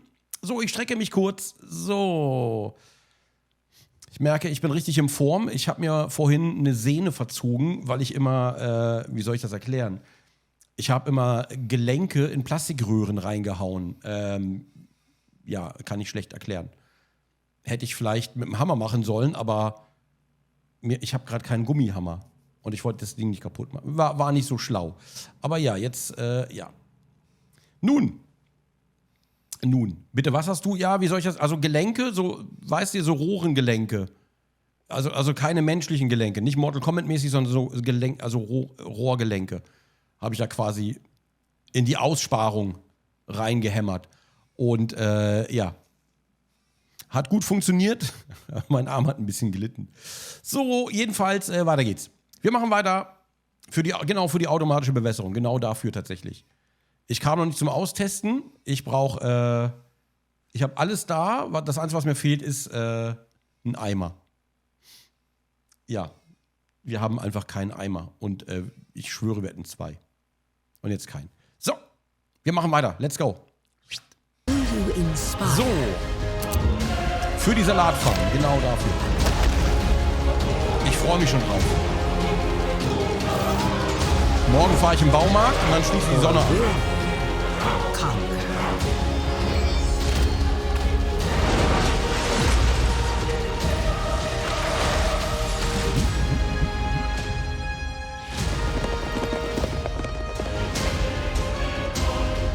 However you choose to change the world, one thing is certain. History will never be the same. Ich weiß noch nicht, wie ich es finde. Ich weiß noch nicht genau, wie ich es finde. Ich kann es noch nicht genau sagen. Es sieht irgendwie gut aus, aber irgendwie weiß ich noch nicht. Blizzard has had a long history here at Gamescom, and in its latest of scamming users. This game, Diablo 4, it arrived in June and will be supported for years to come with seasonal content. Their first season of The Malignant is now underway, but in a bit of a surprise, we're now about to share with you the first news on the next season coming this fall. Ich habe nur gute Sachen gehört über die Seasons. Die kamen alle sehr gut an. Gab gar keine Kritik. That no one would miss. Dead. Discarded. Their throats torn open. Holy shit. Die hatten so einen geilen Start mit Diablo 4 und verkacken es dann auch noch so legendär. Das kannst du dir, das ist unfassbar. Die hatten so einen guten Start. Und keiner hat mehr über Diablo Immortals geredet. The desperate and the brave fought to end the corruption. But they were too late. Ja, das ist auch ein Kontrast. Hast du recht, das ist auch ein Kontrast. Hat geil angefangen und dann so eine Scheiße wieder. It changed them. Killed them. Brought them back. Hungry. I have fought this. Und ich bin ehrlich, ich würde mir einfach... We need something different. A survivor. Ich würde gerne wieder CGI-Trailer haben. All of their strengths and none of our weaknesses. Someone unexpected.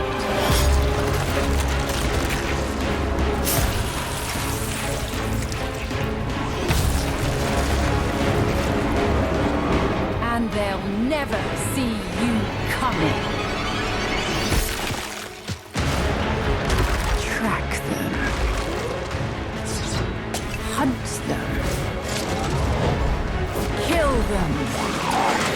In the realm of darkness, we are the beacon of light. Wenn du das Spiel ist ein Top-Game, Let hast du our auch recht. stakes pierce through the hearts of Hast the du auch damned. recht. But tonight, we hunt. Im Grunde genommen reicht das Grundspiel auch. Gamescom, please welcome actress and producer Gemma Chan, who is voicing the role of vampire hunter Eris in the Season of the Blood, and the general manager of the Diablo franchise at Blizzard, Rod Ferguson. Welcome to Gamescom. Hi, everyone. Gemma, this is so exciting to have you here. Welcome to the video game world. I know this is your first video game, right? It is. Thank you for having me. It is my first video game. I have always appreciated the power of storytelling in all its different forms. And in some ways, video games are very much like interactive cinema now. So I was so excited to play this character. And yeah, thank you for inviting me into the world of Sanctuary. You did an excellent job. I can't wait for people to hear you. Yeah, this is exciting. You know, season 2, which will be coming, as you said, in October. What can you tell us about the character that you're playing, Eris? So Eris is a seasoned vampire hunter. She is going to be your badass warrior companion as you fight your way through the perils of Sanctuary. She's complex. She's seen quite a bit of horror in her lifetime. So initially she comes across as a little bit cold and jaded. But in a fight, she will definitely have your back. Good to know. Rod, tell us a bit about what we can expect from this new Diablo season in October. Well, Jeff, you know, Diablo is about creating that ultimate power fantasy. And obviously, a lot of people have been doing it. We have over 12 million players and 1.3 billion hours played so far. And I just want to take a second to say thank you. We're so appreciative of their enthusiasm and all the player feedback. It's going to help us make great seasons for years to come. Now, for our free second season, Season of Blood, you get to join Eris as a vampire hunter, but not just any normal vampire hunter. You're going to get cool vampiric powers and become kind of a daywalker, a vampire that hunts vampires and ultimately tracks down and faces off with the big bad vampire lord. Now, that's season 2 and that's October, so we still have lots of time to jump into season 1, the season of Malignant. So, you know, seasons are a great time to start with Diablo because we all begin at the same place. So come join us in Diablo. Amazing. All right, well, thank you both for making the trek here to Gamescom in Germany, and we can't wait to meet more Eris and hear more in October. Fantastic. Gemma, Rod, thank you so much. Thank you. All right, and now it's time for another world premiere. This one is a European-made game about hope, love, friendship, and robots. In a world divided by disinformation, where danger lurks around every turn, a motley crew of misfits embark on a fateful road trip to discover their true power. Please tell me you're done. Oh, we're just getting started, dude. What is this music? I believe the kids call it K-pop music. Just K-pop. Turn it down. Leave my music alone. Shut the hell up. Words have power. They can give you strength. Ready for this? Stand still. Words can bring people together and tear them apart. But if words hold so much power, he has no respect for you. She's right. The question is... Ich mag die Charaktere überhaupt nicht, weil die wieder so pseudo-cool sind, weißt du, was ich meine? Ich bin so edgy und ich bin so cool, so Watch Dogs 2 mäßig. Mag die Charaktere überhaupt nicht, aber ich finde, dass mit den Worten und dass man Leute beeinflussen kann mit dem, was man denen in den Mund legt oder was auch immer, das finde ich super interessant. What do you have to say? I think we can all agree that my trailer voice was better than yours. Das ist geil. Das will ich spielen. Egal was es ist.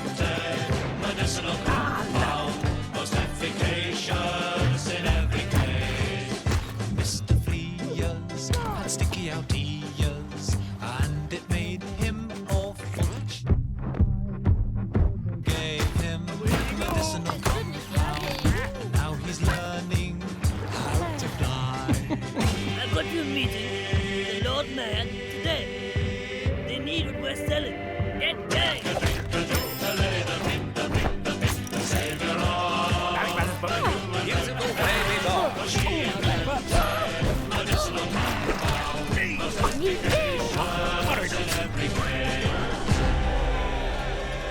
Voll geil. Würde ich unbedingt spielen. That's a really fun indie game. Thank goodness you're here. And now to completely shift the tone again, I'm here with Sam Lake, who's going to take us to a very dark place. Voll nice. With Alan Wake 2. Hab mich so gefreut, dass er da war einfach. Einmal nur den zu sehen, war nice. This game is coming out in October. Einfach OG Max Payne. We've had so much fun. We announced this a few years ago at the Game Awards and at Summer Game Fest. We met Saga Anderson and heard a little bit of her side of the story, but everyone's been asking me, and I'm certainly expect you, what about Alan's story? What can you tell us about what it's like to play as him? Tonight, I think it's finally time to answer that question. Thank you for having us here, Jeff. Yes, finally, it's time to show our title character, Alan Wake, and his struggle to escape the nightmare dimension of the dark place, where he's been for the last 13 years, ever since the first Alan Wake game. A long time. We've been waiting a long time to play another one. We're going to see some. Herr Ditsche, der sieht nicht nur aus wie Max Payne, das ist der OG Max Payne aus Teil 1. Also sie haben sein Gesicht als Textur genommen quasi. In Teil 2 war es ein Schauspieler, der ähnlich aussah, aber in Teil 1 war es noch Sam Lake. Some footage here, and I know you're actually using live action as well in it, right? And it's going to be kind of really blended together in a cool way.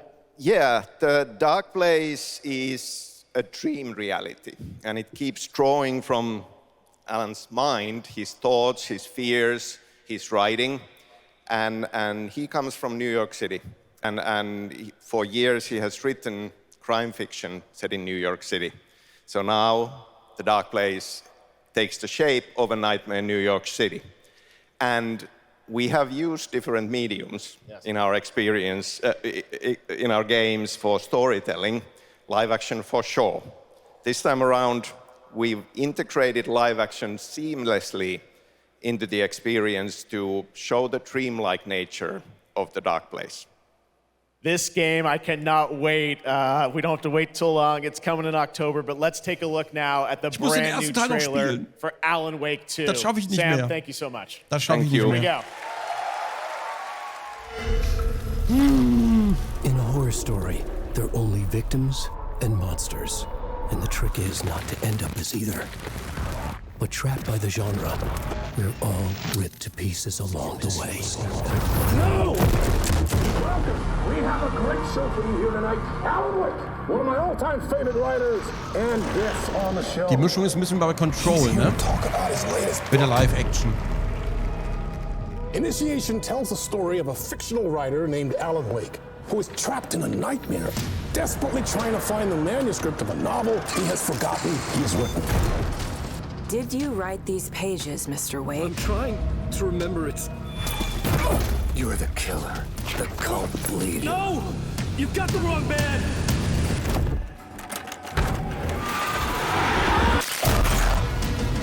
Ich muss ganz kurz zurückspulen. War das? Trying to find the manuscript of a novel he has forgotten he has written. Did you write these pages, Mr. Wake? I'm trying to remember it. Dasselbe Universum wie Control, ja, aber auch wie Max Payne. Es ist auch dasselbe Universum wie Max Payne. Also alle Games bei Remedy sharen sich quasi ein Universum. Doch, es ist dasselbe Universumsstange. Es gibt sogar Türen. Bei Control gibt es, glaube ich, sogar Türen, die dahin führen. Du kannst natürlich nicht durchgehen, aber da gibt es halt definitiv die Türen. No! You've got the wrong band! Aber er heißt hier nicht Max Payne, das weiß ich.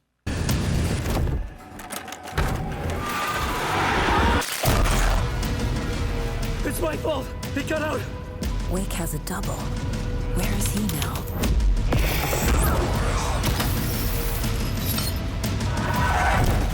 I don't want to be in the story. Just write me out of the story.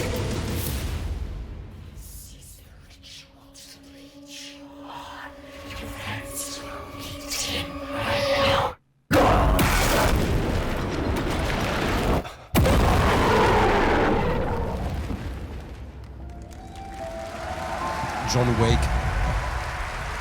Ah, sieht aber schon sehr cool aus. Oh Mann, fuck, ich muss den ersten Teil spielen. Wann mache ich das nur? That looks absolutely amazing, and that's going to do it for Opening Night Live. We have so many amazing games coming this fall. I want to thank all of you for being here tonight, watching online. Jasmine, thank you for co-hosting. And I got to say, we got a lot of great games coming up in the next few months, so I hope you enjoy the rest of Gamescom and get ready for what's going to be quite a debate about Game of the Year. And speaking of the Game of the Year, I'm happy to announce tonight that the Game Awards will be returning live this December, and we've got a date for you. Thursday, December 7th, the show will be streaming live everywhere. It is our 10th show, which I can't believe. We've been doing it for 10 Müsst ihr years. schon mal eintragen, We'll be ne? live at the Peacock Theater in LA on Thursday, December 7th, and I hope to see you then. It's going to be a very, very special show. Thanks again for watching Gamescom Opening Night Live. We'll see you again next year. Good night, everybody. Ciao. Mach's mal gut. Alan Wake 1 ist nur 15 Stunden lang. Naja, immerhin, ne? Ah, Alex Casey ist quasi Max Payne. Die Story von dem Alex Casey Buch ist quasi Max Payne. Also ja, selbes Universum. Ah, okay, deswegen. Ah. Max Payne 3 habe ich mir schon wieder installiert. Weil ich Optimist bin. Vor einem Monat oder so habe ich es installiert.